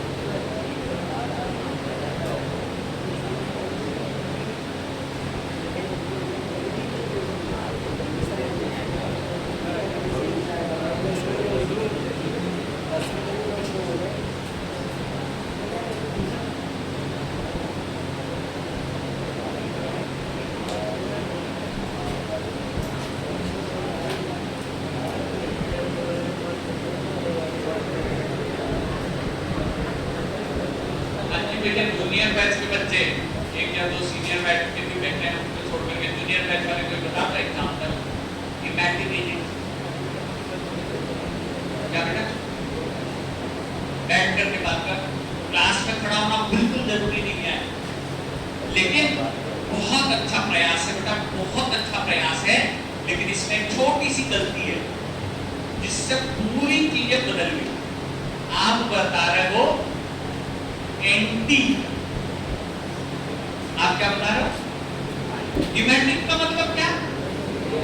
वोमिट करवाना, और एंटीमेटिक वोमिट रोकना। वोमिट ही काइंड बोला इन्होंने, बहुत अच्छा, लेकिन वो वॉमिटिंग रोकता है। ठीक है, देखो भैया फिफ्थ सेमेस्टर के बच्चों को क्लासिफिकेशन रखना पड़ेगा। ठीक है, अगर किसी बच्चे ने कॉन्फिडेंस सिंड्रोम लिखा है तो वो ड्रग भी एंटीबायोटिक, इमेटिक नहीं। और कोई किसी ने तो लिखा होगा, इतनी देर और डिस्कशन हो जाते हैं। सर किससे डिस्कशन कर रहे हैं उसको भी तो कुछ आना चाहिए, नहीं तो फिर बस बहुत बढ़िया। अच्छा एक बार कॉन्फिडेंस दिखाओ ना, आप में से ऐसे कितने बच्चे जो सोचते हैं कि सर थर्ड ईयर में जीपीएट क्वालिफाई कर लेंगे। चलो बढ़िया, 4 5 6 7 8। अच्छा ऐसे कितने बच्चे जो सोचते हैं कि फाइनल ईयर में जीपीएट क्वालिफाई कर लेंगे? इसमें तो बहुत ही कम है यार। फिर क्या बनेंगे टीआर? बढ़िया, अच्छी बात है, कोई बात नहीं बेटा, कंपटीशन काफी टफ है, लेकिन हाँ अगर अपन पॉजिटिव करें, अच्छी बात करें, अच्छा विचार रखें तो जरूर से इसको अचीव किया जा सकता है। मुश्किल कोई गोल नहीं है। हम एक बात छोटी सी बताना चाहेंगे, हम जितने भी टीचर पढ़ाते हैं ना उनमें से कोई भी इंग्लिश मीडियम में नहीं पढ़ा, पढ़ेगी जब हम लोग कर सकते हैं हिंदी मीडियम से पढ़ करके, तो आप में से तो कई सारे लोग इंग्लिश मीडियम का है और हिंदी वाले भी हैं, तो हम भी हिंदी वाले हमने कर दिखाया, आप भी कर सकते हैं, कोई बड़ी बात नहीं। चलिए आगे चलते हैं। यहाँ पे अपन बात करें तो बड़ा इमेटिक एजेंट्स, किसी भी व्यक्ति के अगर कोई पॉइजन शरीर में चल जाता है तो सबसे पहले उसको दिया जाता है नमक का पानी, सलाइन वाटर। ठीक है, समुद्र का पानी पीने से उल्टियां हो जाती है, डिहाइड्रेट हो जाता है शरीर। ये इमेटिक एजेंट्स के एग्जाम्पल में आता है सलाइन। ठीक है, यहाँ पे क्या आता है अपना सलाइन। सलाइन किसी भी व्यक्ति को अगर कोई पॉइजनिंग हो जाए, फूड पॉइजनिंग या किसी भी प्रकार का अनइंटेंशनल पॉइजनिंग, सबसे पहले उसको करवाना है वॉमिटिंग। ठीक है, वॉमिटिंग करवाने के लिए ये सबसे अच्छा तरीका है सलाइन वाटर में। इसके अलावा प्रोग्नोसिस में आपने एक ड्रग पढ़ी होगी इपिकैन, नहीं पढ़ी कोई बात नहीं, आप पढ़ाएंगे, लेकिन अगर आपको इस सेमेस्टर में निकालना है तो पढ़ाई चालू करनी पड़ेगी। इपिकैन, कैटूना, ठीक है, बात वही है, प्रोग्नोसिस की ड्रग है, वॉमिटिंग करवाने के काम में आती है।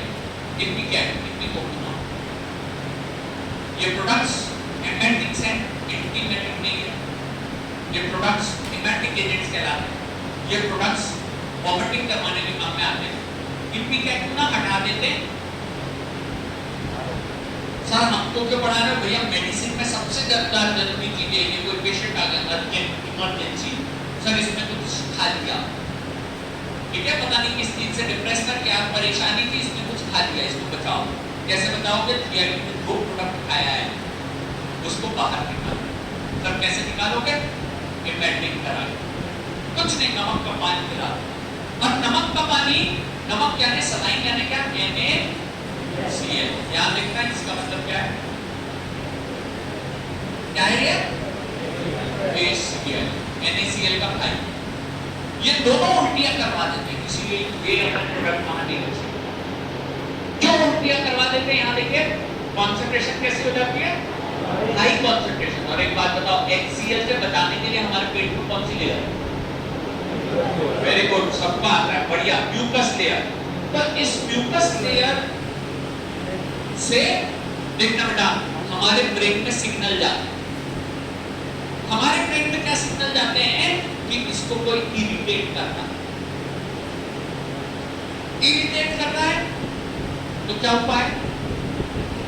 बाहर फेंक दो।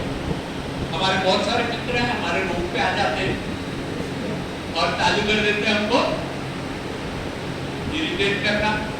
एक ही उपाय है, क्या? चल सीधे बाहर। आपने अगर उस प्रोडक्ट को बाहर कर दिया तो आपका इरिटेशन बंद हो जाएगा। ओके, ये इरिटेट क्यों करते हैं? क्योंकि मोर वाटर सॉल्युबल है। यहाँ पे बहुत ज्यादा इरिटेशन करने का रीजन यही है कि ये क्या करते हैं बेटा, ये इरिटेट करते हैं तो वॉमिटिंग सेंसेशंस। ऐसा कैसा? वॉमिटिंग सेंसेशंस का फूड पॉइजनिंग का सबसे बड़ा सीजन होता है समर्स, गर्मी के दिनों, क्योंकि समर्स के दिनों में सबसे ज्यादा होती है शादी। ठीक है? खाना बनना चालू होता है सुबह 4 बजे से, तो हम खाते हैं रात को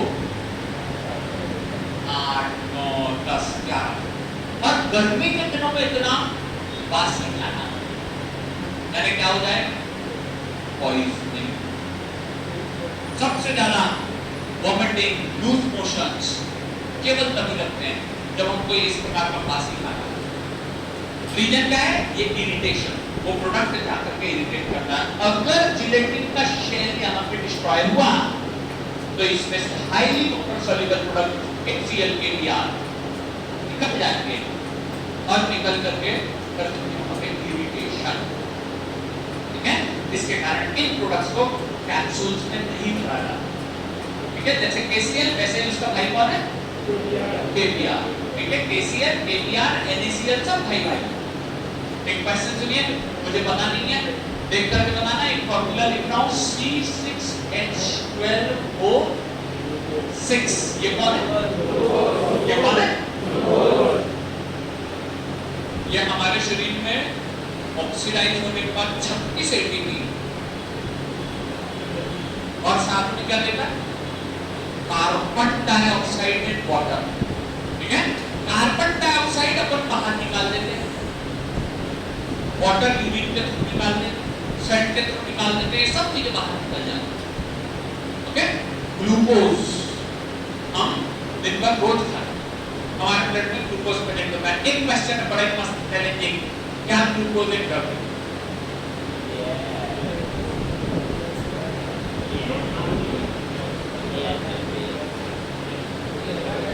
क्या ग्लूकोज एक ड्रग है? मुझे नहीं पता, अपना आंसर लिखो। ग्लूकोज इज, सामने लिख देना जो भी तुमको ठीक लगता हो। आई एम नॉट श्योर, मुझे नहीं पता, मैं कोलॉजी का टीचर नहीं हूं।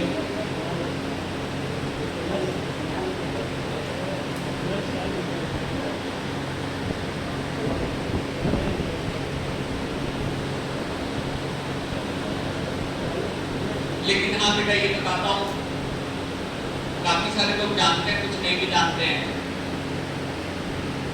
कि मैंने कुल मिलाकर के 13 बार जीपेट और 2 बार गेट क्वालिफाई किया। हर साल जाता हूँ बच्चों के साथ बढ़िया पेपर दे, और मेरे जाने के कारण कम से कम 5-7 बच्चे जो बेचारे डाउन रहते हैं वो एक्टिव हो जाते हैं। यार चलो अब निकल जाए, थोड़ा कॉन्फिडेंस आ जाता, किसी न किसी का फायदा हो जाता। ठीक है? क्यों जाते हो सर? बस यही देखते कि हमारे बच्चे जब वहां पे सॉल्व करेंगे तो उनमें क्या प्रेशर रहता है, क्या क्वेश्चन आते हैं, तुरंत कैसे माहौल में क्या डिसीजन लेते हैं, ये सब चीजें देखने के लिए हर साल। ठीक है? और ये इसलिए बता रहा हूँ क्योंकि भैया अगर मैं कोलॉजी का नहीं हूँ तो भी मैं बता सकता हूँ yes glucose is a drug. क्योंकि 3-4 दिन बीमार अगर आपने सही लिखा है तो आगे नंबर डालो +4, और अगर आपने गलत लिखा है तो -1। डरो मत, ये कॉपी कोई चेक नहीं करना। आपने कुछ नहीं लिखा तो 0 नंबर चढ़ा दो अपने आप। आज का खाता है 0, ठीक है? 50% बच्चों का खाता है 0, है ना?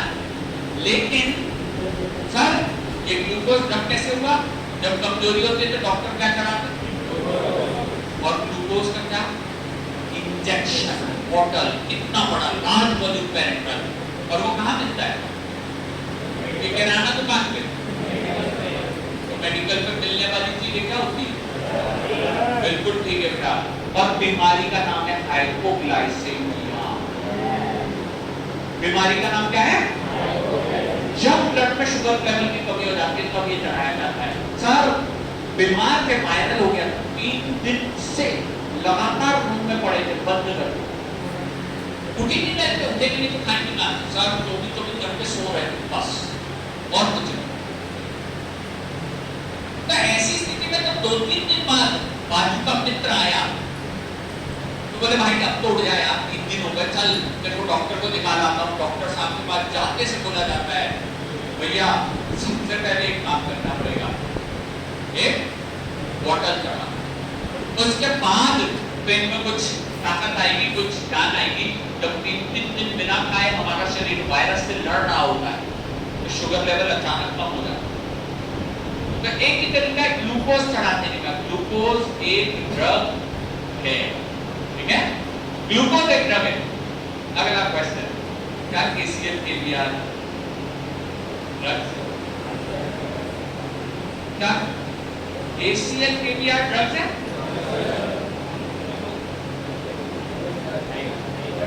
वेरी गुड, बहुत बढ़िया बेटा, बहुत ही अच्छा। ये कॉन्फिडेंस जरूरी है। बताओ कौन सी डिसीज?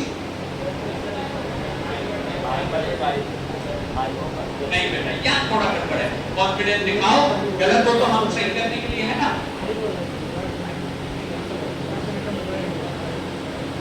हाँ, हाइपोकैलेमिया सुना है क्या? कैलेमिया, कैल्सेमिया, कैलेमिया ने ट्राई की कभी? और तो देखो क्या लिखा है, क्या लिखा है? Potassium chloride, potassium bromide. ना सर, कई पेशेंट होते हैं हाइपोकैलेमिया के, उनको देनी है दवाई, पोटेशियम की दवाई, तो क्या कैप्सूल देते? कैप्सूल देते भाई, एग्री एवरीवन? क्यों भाई, क्या समस्या है? हाँ सर, इरिटेशन करेगा और पेशेंट को कैप्सूल लेने से क्या हो जाएगी? तो दवाई छोड़ो, खाना भी बाहर निकल जाएगा सर। इसके लिए KCl KBr हाइपोकैलेमिया की मटेरियल किस फॉर्मुलेशन में नहीं देनी चाहिए? कैप्सूल्स में नहीं देना चाहिए सर, और टाइम में देंगे, बहुत फॉर्मुलेशन है। एरोसोल में तो देंगे नहीं, कोई लोकल इफेक्ट दिखाता है, कैप्सूल्स में भी नहीं देंगे, और बहुत सारे फॉर्मुलेशन है। किस में देंगे बाद में बात करेंगे। हाँ बिल्कुल सही, KCl KBr इसके अंदर नहीं दिया जा सकता, इरिटेट करेगा, बाहर निकाल देगा, इसके लिए इसमें ये चीजें नहीं दी जाती। बिल्कुल सही बात है। जैसे अगला और लास्ट डिसएडवांटेज, सॉरी मैंने ऊपर का हेडिंग दे दी है, अभी देखा मैंने डिसएडवांटेज, ये डिसएडवांटेज इस तरह है, ठीक है। यहाँ पे चलते हैं नेक्स्ट वाले पे, तीसरे वाले की बात कर लेते हैं। Highly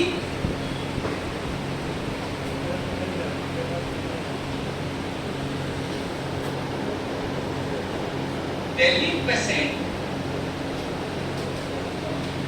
and fluorescent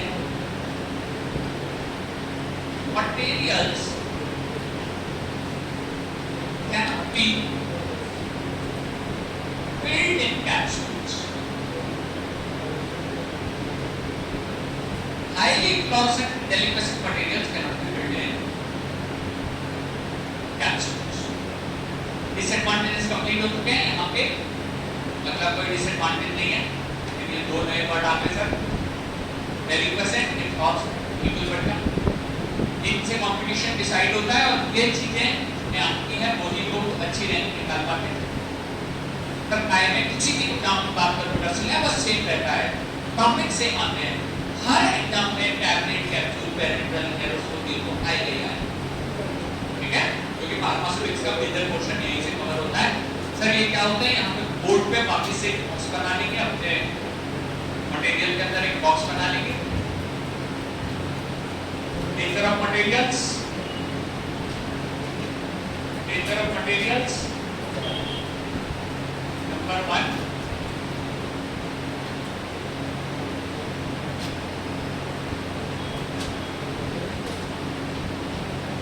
number 1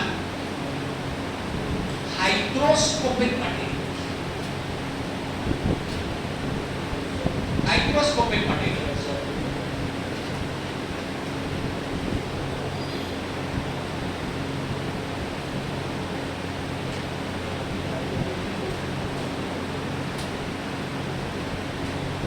Which absorb the moisture.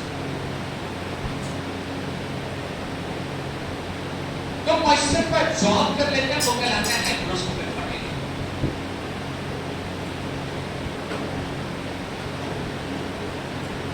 जैसे हमारे हॉस्टल की नमक की प्लेट, या हमारे हॉस्टल की नमक की डिब्बी, सब बारिश के दिनों में गिरता है नहीं नमक, या तो ढक्कन खुल जाता पूरा एक साथ। क्यों? क्योंकि अंदर कैसा है, मॉइस्चर आया कहां से, एटमॉस्फेयर। बारिश में से इतनी चिपचिपाहट होती है, वो नमक को पकड़ लेती है। शक्कर का डब्बा, अंदर की चीनी हल्की गीली होता है, रीजन वो सारे मटेरियल क्या है, हाइग्रोस्कोपिक ऑटोमेटिकली मॉइस्चर को एब्जॉर्ब करते हैं, मॉइस्चर में खराब नहीं होते। सुनिए बेटा, जो मॉइस्चर में खराब होते हैं उनको कहते हैं मॉइस्चर सेंसिटिव। ठीक है? क्या नमक पानी में खराब हो जाता है? क्या नमक पानी में खराब हो जाता है? बहुत बढ़िया आंसर है, नो सर। क्यों सर? क्योंकि अगर नमक पानी में खराब होता तो समुद्र में घुला हुआ नमक किसी काम का नहीं कर सकता, लेकिन वो नमक उसमें क्या है, केवल डिसॉल्व है। आप पानी उड़ा दो नमक काम में आता है। हम सभी वही नमक खाते हैं, समुद्र से मिलने वाला नमक। वो उधर गुजरात में कच्छ में दांडी यात्रा सब जगह पे आपने नाम सुना होगा, नमक बनाया जाता है समुद्री पानी से, नमक खराब नहीं होता। क्या चीनी पानी में खराब हो जाता है? बिल्कुल बढ़िया, अगर नहीं होती, अगर हो जाती तो सिरप नहीं बन सकती। सिरप में इतनी चीनी डाली जाती है, अगर वो पानी में खराब हो जाती है तो वो सिरप स्टेबल नहीं होती। ठीक है? तो चीनी पानी में खराब नहीं होती है, नमक पानी में खराब नहीं होता है। हाइड्रोस्कोपिक मटेरियल का तीसरा और आखिरी एग्जांपल है हमारा दरवाजा। दरवाजा बारिश के दिनों में मॉइस्चर को एब्जॉर्ब करके खुल जाता है। क्या उसमें खराब हो गया? नहीं सर, गर्मी आने से वापस इजी हो जाता है, क्योंकि गर्मियों में सब मॉइस्चर उड़ जाता है। हाइड्रोस्कोपिक मटेरियल वो मटेरियल होते हैं जो मॉइस्चर को एब्जॉर्ब करते हैं। अगला डेफिनेशन देखेंगे आप, ये जो बेटा नेचर ऑफ मटेरियल्स के 3 पॉइंट दिखा रहा हूं, ये भी हर 1-2 साल छोड़ करके क्वेश्चन आते हैं, कभी इंजीनियरिंग से, कभी कॉग्नोसिस से, कभी सुफिक्स से, हर साल आते हैं। सेकंड मटेरियल कहलाते हैं डेलिकेसेंट।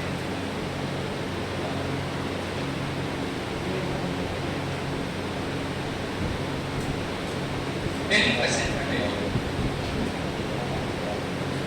which absorb the moisture and dissolve in it.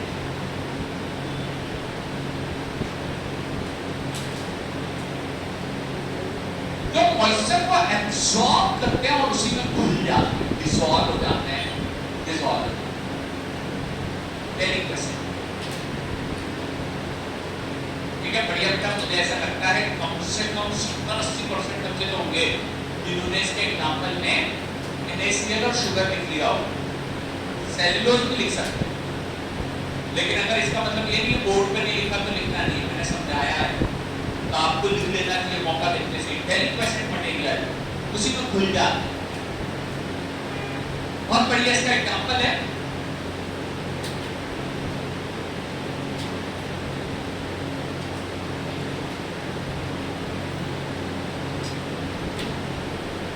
Ammonium chloride. इसका एक और एग्जाम्पल है,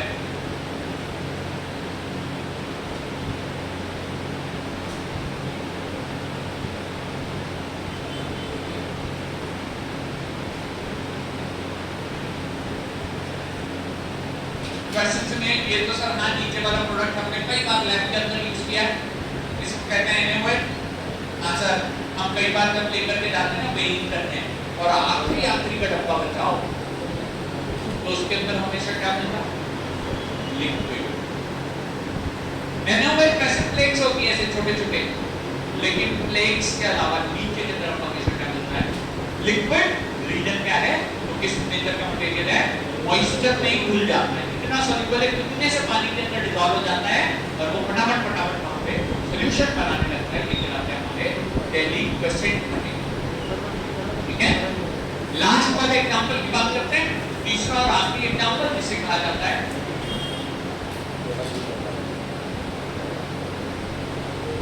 टॉक्सिक मटेरियल।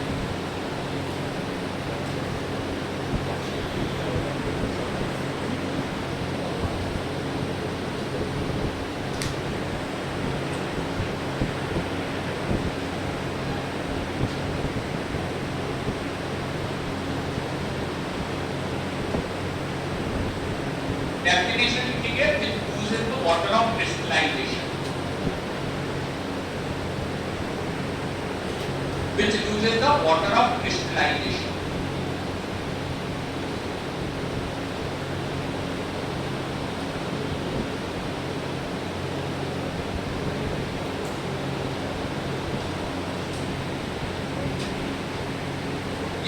थोड़े से कम वाटर लगेंगे। तो अगर इनके पास गलती से थोड़ा बहुत पानी होगी ना, तो उसको कुछ समय तो रखते हैं, फिर बोलते नहीं आप रुक जाओ, हमें तुम्हारी जरूरत नहीं है, हम तुम्हें नहीं कर सकते, तुम हमारे ऊपर बर्डन हो, तुम यहाँ से निकल जाओगा।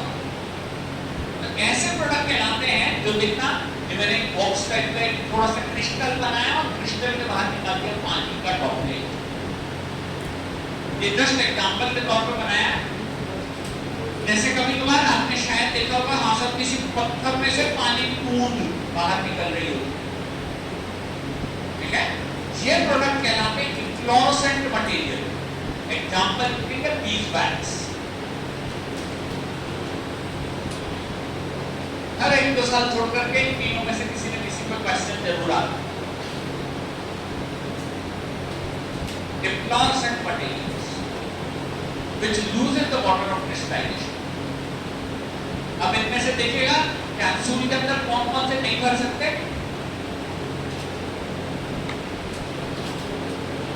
डेलिक्वेसेंट और इम्परसेंट। भैया सुनो, कुछ बच्चे ट्रिक बहुत अच्छे से लिखते हैं, बढ़िया से आपने लिख लेना। आपने नाम सुना होगा एफरवेसेंस। क्या मीनिंग है? एफरवेसेंस का मीनिंग क्या है? ठीक बात है, किसी गैस का बबल के तौर पर बाहर निकले।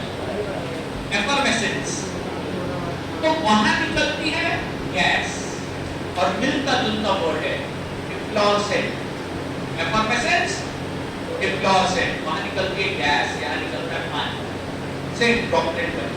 तो यहाँ पे इसको ऐसे याद रखना है, इफ्लोरेसेंट इज मीनिंग थोड़ा सा अलग है, लेकिन इसका स्पेलिंग लगभग मिलता जुलता है, इफ्लोरेसेंट मटेरियल। चलिए डिसएडवांटेजेस यहाँ पे लगभग कंप्लीट हो चुके हैं, अपन यहाँ पे देख लेते हैं अपना।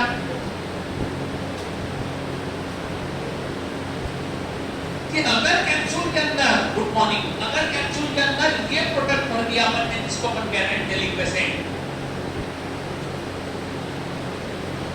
तो ये बताओ इसका नेचर कैसा है? मॉइस्चर को क्या करता है? ये एब्सॉर्ब, और उसके अंदर क्या हो जाता है? सर एक बात बताओ, कैप्सूल तो पैक रहती है, ये मॉइस्चर लेगा कहां से? वेरी गुड बेटा, बहुत बढ़िया। शेल से। शेल के अंदर इसीलिए पहले लिखा है कितना मॉइस्चर है, 11 से लेकर 15%। वहां से इसको क्या मिल जाएगा? और अगर इसको मॉइस्चर मिल गया तो ये क्या हो जाएगा? ये क्या हो जाएगा? और डिसॉल्व हो जाएगा, तो वो डब्बे में से लीक हो जाएगा।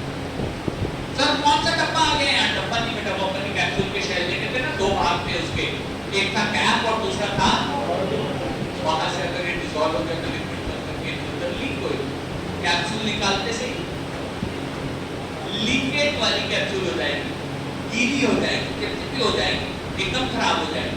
इसीलिए हम इसके अंदर कौन सा मटेरियल नहीं भर सकते? डेलिक्वेसेंट। अब देखिएगा इस वाले पे चलते हैं। अगर हमने इसके अंदर प्रोडक्ट भर दिया, ये वाला कौन सा? इफ्लोरेसेंट, तो ये कुछ दिनों बाद इसको बाहर निकाल देगा, वाटर को। अगर वाटर निकल गया बाहर, तो वो किसको मिल जाएगा? और जिलेटिन को अगर मिल गया, जिलेटिन किस नेचर का है? तो इसमें छेद होता है, कैप्सूल के शेल के अंदर छेद दिखाई देंगे, वो डिसॉल्व हो जाएगा। और सब छेद हो गए तो वो तो बिटरनेस फिर से आ जाएगी, कलर फिर से आ जाएगा, खराबी फिर से करने लगेगा। इसके कारण हम इन प्रोडक्ट्स को उसके अंदर नहीं कर सकते। फटाफट देख लीजिए बेटा, बहुत सारे एडवांटेजेस है कैप्सूल्स के। पहली चीज, ये मास्किंग कर देता है कलर की, ओडर की, या किसी भी तरीके के टेस्ट की। दूसरे नंबर पे एडवांटेज अपन ने देखा कि इसके अंदर प्रेशर सेंसिटिव प्रोडक्ट्स को भरा जा सकता है। तीसरे नंबर पर अपन ने क्या एडवांटेज देखा कि इसके अंदर जो है यूनिफॉर्म डोज हमेशा पेशेंट करते हैं। अगर 250 ml का कैप्सूल लिया तो लगभग 250 ml ही मिलेगा, अगर हमने 500 ml का लिया तो लगभग 500 ml ही मिलेगा। तीसरे नंबर पे सर चौथा एडवांटेज देख लेना लास्ट, लेस एक्सिपिएंट यानी लड़ाई। सर लड़ाई किसको कह रहे हो? इनकम्पेटिबिलिटी, उसके चांसेस। और अगर इनकम्पेटिबिलिटी कम रहेगी तो एक्सपायरी डेट लंबी रहेगी। क्वेश्चन सुनिए, अगर कोई कैप्सूल की स्ट्रिप 100 रुपए की है, गुड मॉर्निंग, अगर कोई कैप्सूल की स्ट्रिप 100 रुपए की है, तो एक्सपायरी के बाद कितने में खरीदोगे? तो कंपनी का कितना नुकसान? 100 रुपए। तो कंपनी क्या चाहती है? शॉर्ट एक्सपायरी डेट बनाना है, लॉन्ग? अगर लॉन्ग एक्सपायरी डेट चाहिए तो हमारे को उसके अंदर कम एक्सपेक्ट डालना है। और कम एक्सपेक्ट का मतलब होता है कैप्सूल्स। बहुत अच्छी कैप्सूल करेंगे, एडवांटेजेस कंप्लीट हो गए। डिसएडवांटेजेस पर बना जाते हैं, नोट कर लीजिएगा। कौन से disadvantage? Number 1, high cost high है भैया इसमें। प्रोडक्शन की कॉस्ट हाई है सर, स्टोरेज की कॉस्ट हाई है सर, ट्रांसपोर्टेशन की कॉस्ट हाई है। कंपनी वाले बोले तो भैया टैबलेट बनाते तो ठीक, कैप्सूल बनाओ तो बहुत नुकसान है। इसके कारण कैप्सूल कम प्रेफर किए जाते हैं। अगला, इसके अंदर क्या नहीं कर सकते? हाईली वाटर सॉल्युबल मॉलिक्यूल्स इसके अंदर नहीं भर सकते। तीसरे नंबर पे इसके अंदर और क्या नहीं भर सकते? टैनिक एसिड के closet material cannot be filled in this. इसके अंदर इन सब चीजों को भरा नहीं जा सकता। कैप्सूल्स के टाइप्स, कैप्सूल के एडवांटेज डिसएडवांटेज दोनों चीजें खत्म हो गई। अब चलते हैं नेक्स्ट पार्ट पे। अब हम जो पढ़ेंगे आज की क्लास में, बात की बचा पूरा ये सब कुछ पढ़ेंगे पर हार्ड जिलेटिन कैप्सूल। सॉफ्ट वाला अगली क्लास में पढ़ाऊंगा। आज की हार्ड जिलेटिन कैप्सूल के बारे में चर्चा करते हैं। We are coming on the next topic, जिसे कहा जाता है हार्ड जिलेटिन कैप्सूल्स। अगला टॉपिक, यानी ये कैप्सूल का मेजर टॉपिक है, बड़ा टॉपिक है। 50% कैप्सूल यही कवर करता है, इसे कहा जाता है हार्ड जिलेटिन कैप्सूल।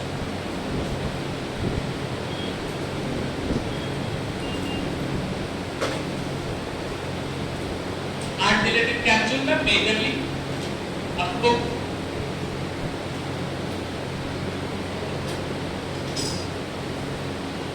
पाउडर्स या सॉलिड प्रोडक्ट कर सकते हैं। हार्ड जिलेटिन कैप्सूल्स, इनके अंदर बेटा कैप और बॉडी अलग अलग पाए जाते हैं। इनके अंदर अपन जनरली पाउडर मटेरियल भरते हैं। अब अपन हार्ड जिलेटिन कैप्सूल में सबसे पहले पढ़ेंगे कैप्सूल के शेल।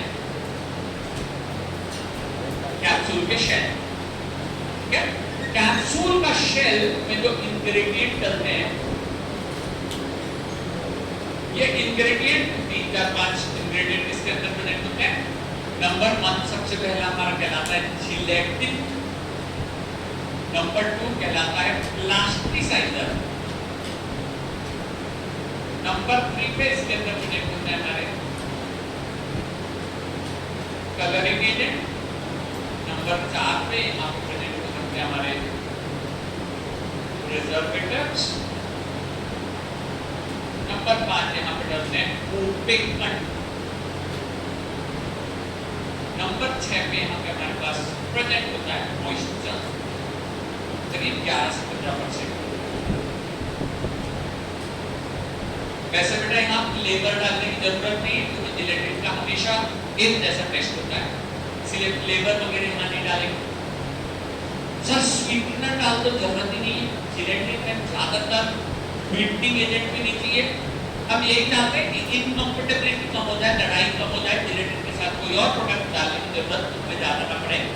लेकिन हाँ सर फिर भी सब्जी बनाओगे तो 2-4 चीजें तो डालनी पड़ेगी। यहाँ पे भी इसी तरीके से ये सब चीजें उसके साथ में ऐड करी जाती है। Gelatin, plasticiser, colouring agent, preservative, opacant, moisture. Opacant ये क्या होते हैं सर? वैसे हमने सुना हुआ है, लेकिन ओपेकंट देखिए बेटा, एक कांच हमने पहन रखा है जो आर-पार दिखाई दे रहा, और दूसरा कांच ये कांच कैसा है?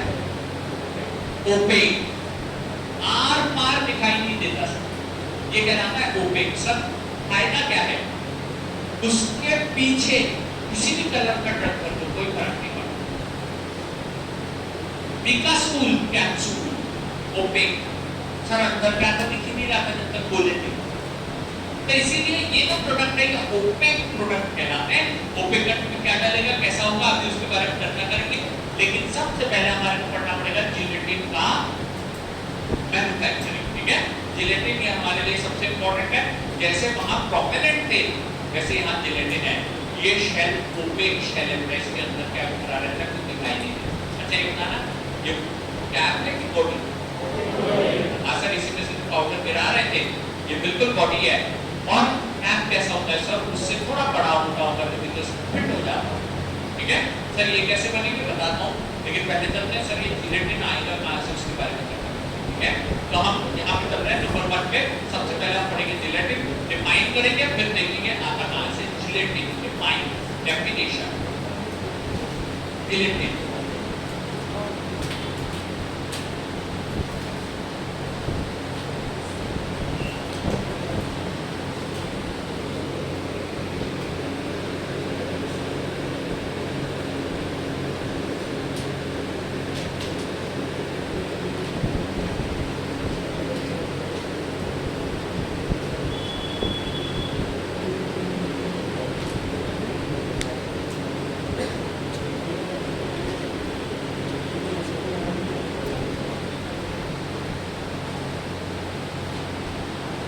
It is the heterogeneous hydrolytic extract of animal collagen.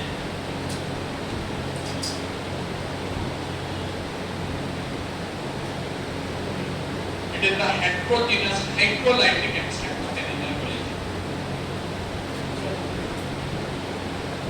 Highlight कर लेते हैं अपन, ऐसे ही करके अपना डेफिनेशन के बाद उसमें जो वर्ड इंपॉर्टेंट होते हैं उनको पढ़ लेते हैं। जैसे देखिए इसके अंदर पहला वर्ड, एक वर्ड होता है होमोजीनियस, एक जैसा, और एक होता है जिसमें तरह-तरह की चीजें प्रेजेंट होती हैं, अलग-अलग चीजें होती हैं। ये सिंगल एक जैसा नहीं है, इसके अंदर होमोजीनियस नहीं है, ये हेटेरोजीनियस प्रोडक्ट है। हेटेरोजीनियस के बाद वर्ड क्या लिखा है, इसका मीनिंग क्या होगा, पानी से एक्सट्रैक्ट किया हुआ हाइड्रोलाइटिक, ठीक है बेटा। हाइड्रोलाइटिक एक्सट्रैक्ट का मीनिंग समझिएगा, जैसे मान लीजिए हम बनाते हैं टमाटर का सूप, ठीक है, तो उसमें टमाटर को काय के साथ बॉईल करते हैं, पानी के साथ इतना बॉईल करते हैं सर अंदर में प्रेजेंट होने वाला सब प्रोडक्ट बाहर निकल जाता है। आखिर थोड़े बहुत छिलके मिलके हटाए, बढ़िया उसको मैश करके हमने थोड़ा उबाल लिया, नमक मिर्ची वगैरह सब कुछ डाला और सूप तैयार हो। हेटेरो हाइड्रोलाइटिक यानी पानी के प्रेजेंस में तोड़ा हुआ। हेटेरोजीनियस हाइड्रोलाइटिक क्या करना पड़ेगा, यहाँ एक्सट्रैक्शन बाहर निकालना पड़ेगा, काय में से, एनिमल के कोलेजन के अंदर से, ठीक है। ये एनिमल कोलेजन क्या होता है, ये एनिमल कोलेजन प्रोटीन,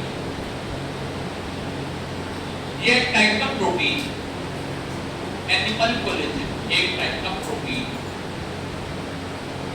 एक टाइप का प्रोटीन। वैसे प्रोटीन्स क्या होते हैं, लगभग हमने सभी ने सुना हुआ है। मुझे एक बात बता दीजिए कि हमने एक प्रोडक्ट सुना हुआ है मिल्क, ठीक है। मिल्क के अंदर भी कहते हैं बहुत सारा प्रोटीन होता है। क्या कोई बता सकता है मिल्क में प्रोटीन कौन सा होता है? वेरी गुड, केसीन प्रोटीन उसमें प्रेजेंट होता है, ठीक है। दूसरी चीज एक सुनना कि हमारे स्किन में कौन सा प्रोटीन, वेरी गुड बेटा, केराटिन प्रोटीन, ठीक है। मिल्क में केसीन प्रोटीन, इसके अंदर केराटिन प्रोटीन। अच्छा कोई ये बताओ आरबीसी में कौन सा प्रोटीन, आरबीसी में बोल चाहिए, ठीक है बेटा, हीमोग्लोबिन, उस सेल के अंदर प्रेजेंट होता है हीमोग्लोबिन, और वो बताना मसल्स के अंदर,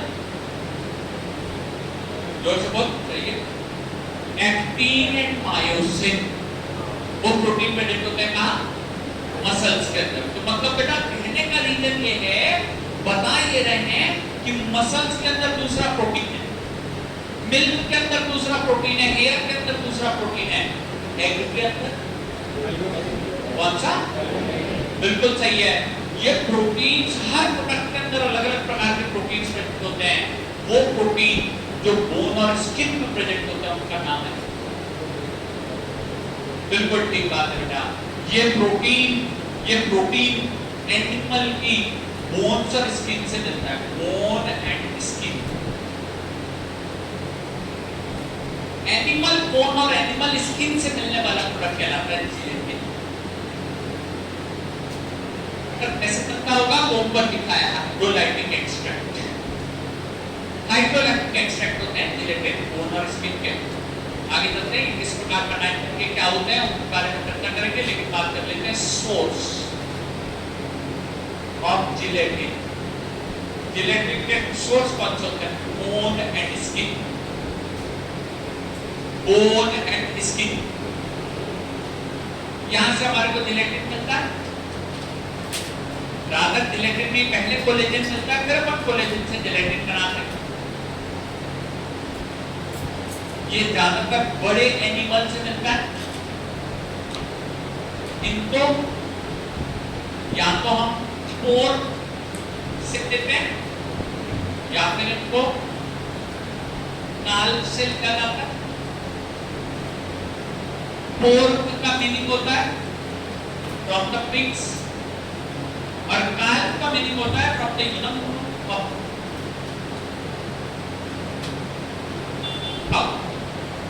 पपेलो व्हाटएवर, दोनों की कंडीशन में एक काल कहलाता है।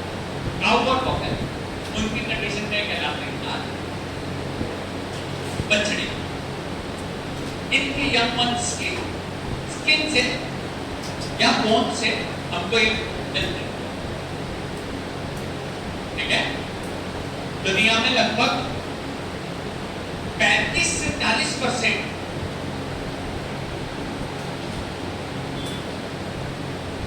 दुनिया के बाकी कंट्रीज में ज्यादा वेजिटेरियन नहीं होते।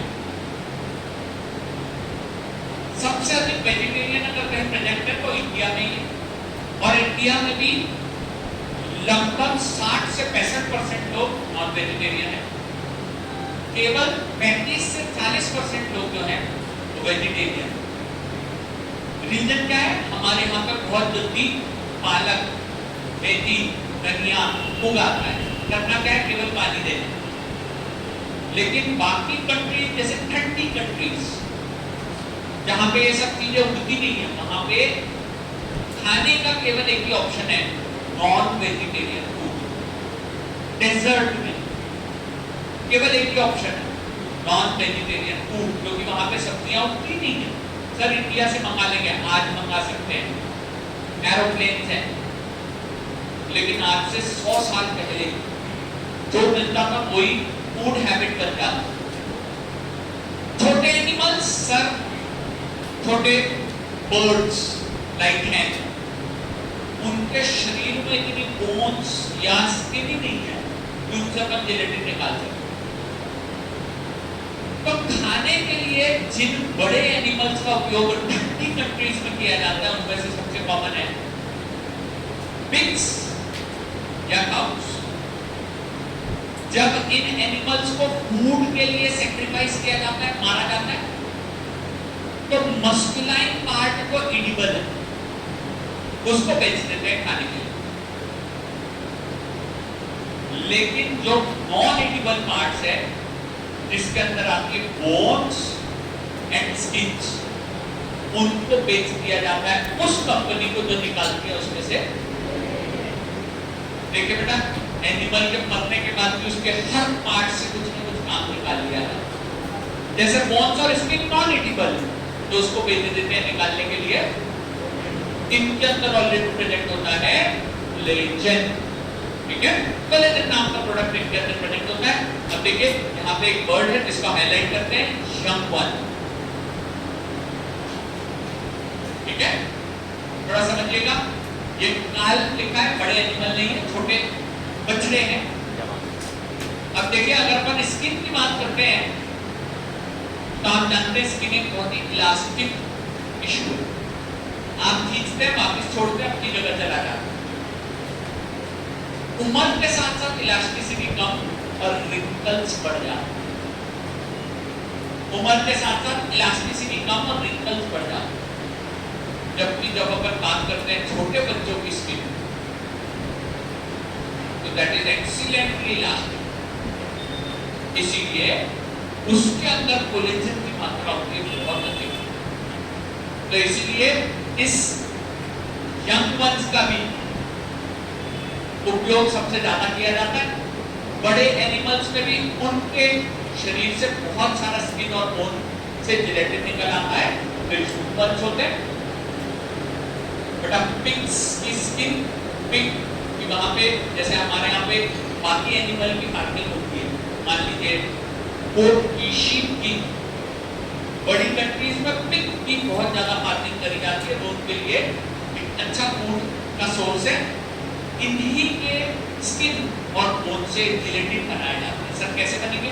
बिल्कुल आगे चलते हैं, लेकिन सोर्स यहाँ पे अपडेट होता है। यंग वंस को लेते हैं क्योंकि इनके अंदर बहुत सारी मात्रा में कोलेजन प्रोजेक्ट होता है। एज के साथ साथ कोलेजन कम होते जाता है, एनिमल्स में भी और हम ह्यूमंस में भी। सर क्या अपने शरीर में भी कोलेजन प्रोजेक्ट होता होगा? हाँ। क्या सर ह्यूमन से जिलेटिन निकल सकता है? हाँ। लेकिन तुम थोड़ा ह्यूमन की स्किन ले आओ या ह्यूमंस की बोन ले आओ, उससे अपन जिलेटिन बनाएंगे। ठीक है, ह्यूमन की स्किन और बोन्स नॉट अवेलेबल होते हैं, लेकिन ये इजीली अवेलेबल है, इसलिए इन्हीं का उपयोग किया जाता है जिलेटिन को बनाने में। ठीक है, अब ये जिलेटिन का एक्सट्रैक्शन कैसे होता है फटाफट करते हैं। यहाँ पे हम नेक्स्ट पॉइंट पे चलेंगे, type gelatin, types of gelatin. हम यहाँ बात कर रहे हैं types of gelatin, types of gelatin.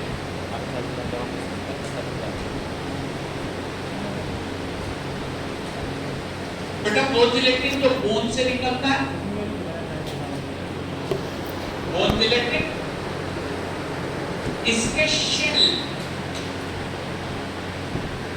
Hard होते हैं, अच्छे खासे मजबूत होते हैं, बट ब्रिटल, ब्रिटल हमको टूटने वाला, जल्दी टूट जाता। Shell hard but brittle. Sir हम वेजिटेरियन है, हम कैप्सूल खाएं कि नहीं खाएं? बेटा आजकल इंडिया के लिए 100% कैप्सूल वेजिटेरियन खाने हैं।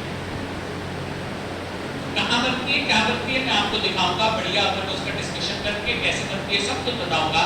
लेकिन अपन यहाँ पे बात कर रहे हैं हार्ड बट ब्रिटल शेल बनते हैं। और जो स्किन का जिलेटिन होता है, इसके शेल ट्रांसपेरेंट एंड इलास्टिक होते हैं। तो सर इलास्टिक होंगे तो टूटेंगे नहीं। सर इलास्टिसिटी का मतलब क्या होता है? खींचो तो वापस अपनी जगह पे आ जाए, वो कहलाते हैं इलास्टिक प्रोडक्ट्स। सर दोनों में से अच्छे कौन है? दोनों का मिक्सचर।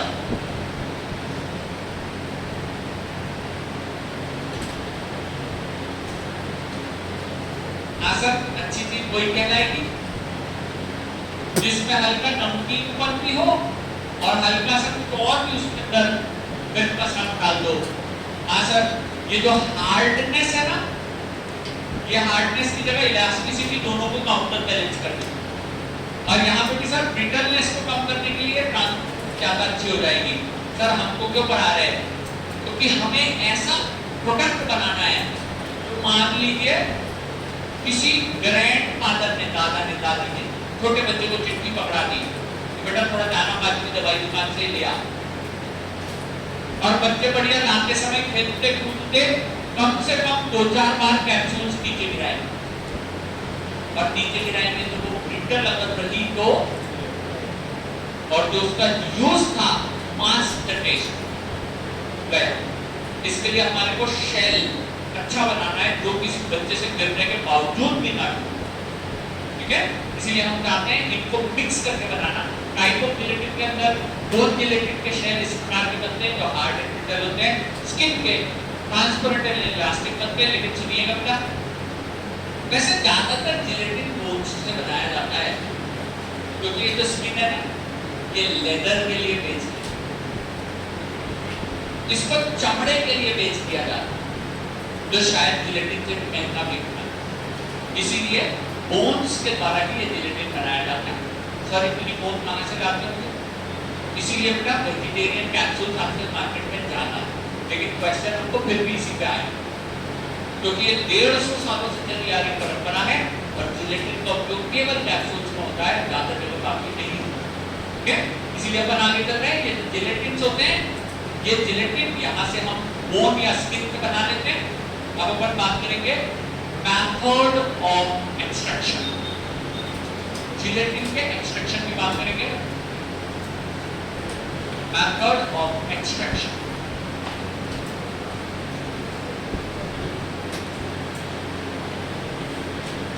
Method of extraction.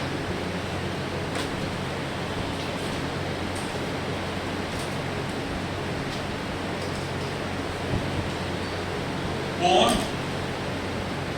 और स्किन। एक बात बताओ, एनिमल का कि ह्यूमन का? ठीक है, छोटे एनिमल, बड़े? बेटा छोटे एनिमल से तो इतना रिलेटिव नहीं निकले, बड़े एनिमल्स। क्या ये पिग और काऊ क्या है? बड़े एनिमल्स। सर छोटे एनिमल यानी क्या है? गोट, तो छोटे एनिमल। लेकिन बाकी जो बड़े एनिमल्स हैं उनके शरीर से ये प्रोडक्ट अच्छा खासा यूज मिलता है, ज्यादा यूज मिलता है। ठीक है, तो देखो हमेशा इस कंफ्यूजन में मत रहना कि सब जो ए ऑप्शन रहेगा वही सही रहेगा। ठीक है, सीधे बड़े नहीं बोल देना, छोटे नहीं बोल देना, यहाँ पे थोड़ा लॉजिक लगाना, एक सेकंड पॉज लो, फिर समझ में आएगा। इनको क्या करते हैं, बोन्स और स्किन का करते हैं साइज रिडक्शन, इनका करना पड़ता है साइज रिडक्शन, इसीलिए इंजीनियरिंग में पहले ही पढ़ा देते हैं साइज रिडक्शन। ठीक है, बोन्स ब्रिटल होती है, बोन्स को तोड़ने के लिए काम में आती है हैमर मिल। ठीक है, हैमर मिल जिसका मैकेनिज्म रहता है इम्पैक्ट। ठीक है, देखो सर गाड़ी से जा रहे थे, बहुत स्पीड में गाड़ी की स्पीड हो गई या आगे भिड़ गई, तो स्किन नहीं टूटती, कौन टूट जाता है? बोन्स। इम्पैक्ट के कारण एक बोन जो है वो टूट जाती है। ये बोन्स का साइज रिडक्शन किया जा सकता है हैमर मिल्स। हैमर मिल नाम सुना है क्या? हैमर मिल से इसका साइज रिडक्शन पॉसिबल है। लेकिन बेटा स्किन को कितना ही पीट लो, साइज रिडक्शन नहीं हो। स्किन के सपोर्ट के लिए क्या लगेगी? वहां लगेगी बेटा कटर मिल। ठीक है, तो अलग अलग प्रकार की मिल्स का उपयोग होता है। इन पे इंजीनियरिंग में क्वेश्चन आते हैं कि किस चीज को किस प्रकार से साइज रिडक्शन किया जाता है। यहाँ पे जब स्मॉल पार्टिकल्स मिल गए, फिर पार्टिकल्स को ट्रीट करते हैं एक्वस मटेरियल से, क्योंकि हाइड्रोलाइटिक एक्सट्रैक्ट करना है, और यहाँ पे डाल देते हैं साथ में कुछ हमारे कैटालिस्ट्स। कैटालिस्ट्स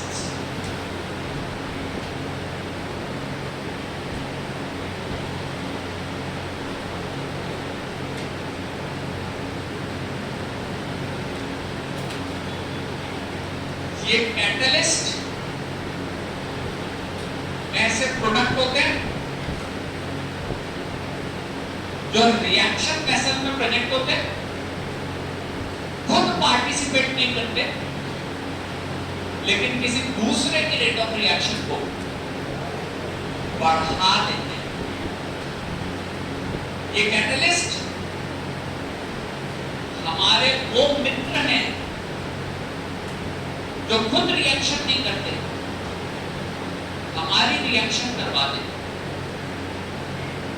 इनका बोला हुआ एक स्टेटमेंट हमारी पूरी पढ़ाई लिखाई बर्बाद कर देता है कि भाई देख तो देख देख देख। बस ये वो कैटलिस्ट है जिनके कारण कीवर्ड से कोसों दूर हो जाते हैं।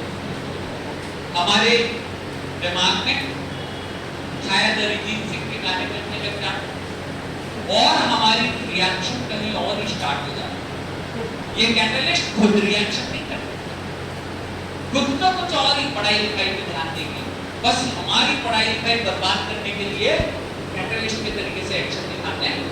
दो तरीके के कैटलिस्ट है, एसिडिक भी हो सकते हैं, बेसिक भी हो सकते हैं, जिसको बोलते हैं पीएच चेंज। ये पीएच चेंज इंस्ट्रक्शन को बढ़ा देते हैं। क्वेश्चन सुनिए, क्या स्टेनलेस स्टील में करो जाए होता है? कब? ये एसिड वहां पे क्या काम करता है? खुद करोजन नहीं करता, ऑक्सीडेशन करवाता है स्टेनलेस स्टील का, क्योंकि वो एक्ट करता है ना कैटलिस्ट। आगे बढ़ते हैं, इससे बनने वाला जिलेटिन कहलाता है टाइप ए जिलेटिन। कोई मुश्किल नहीं है, एक और देखना क्या है, और ये क्या कहलाएगा? Type B gelatin. ये कहलाते हैं अपना टाइप ए और टाइप बी जिलेटिन। ठीक है, टाइप ए और टाइप बी जिलेटिन दोनों की सॉल्युबिलिटी अलग अलग होगी, ठीक है? टाइप ए और टाइप बी जेलेटिन यहाँ से एक्सट्रैक्ट होने के बाद में इनको हम कर देते हैं dry,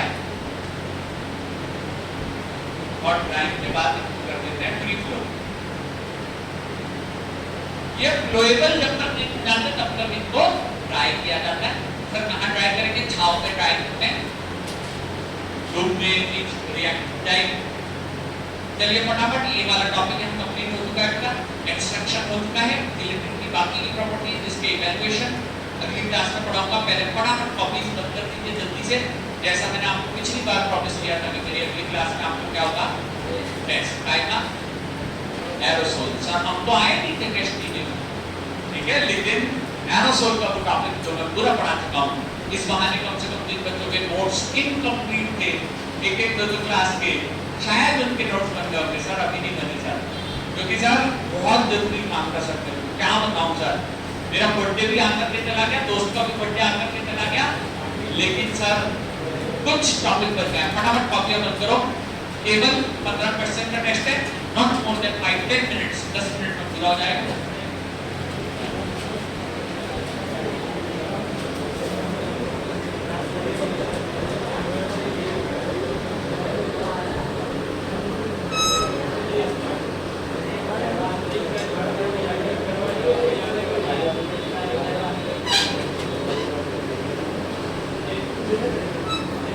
Tahu hari dia ni.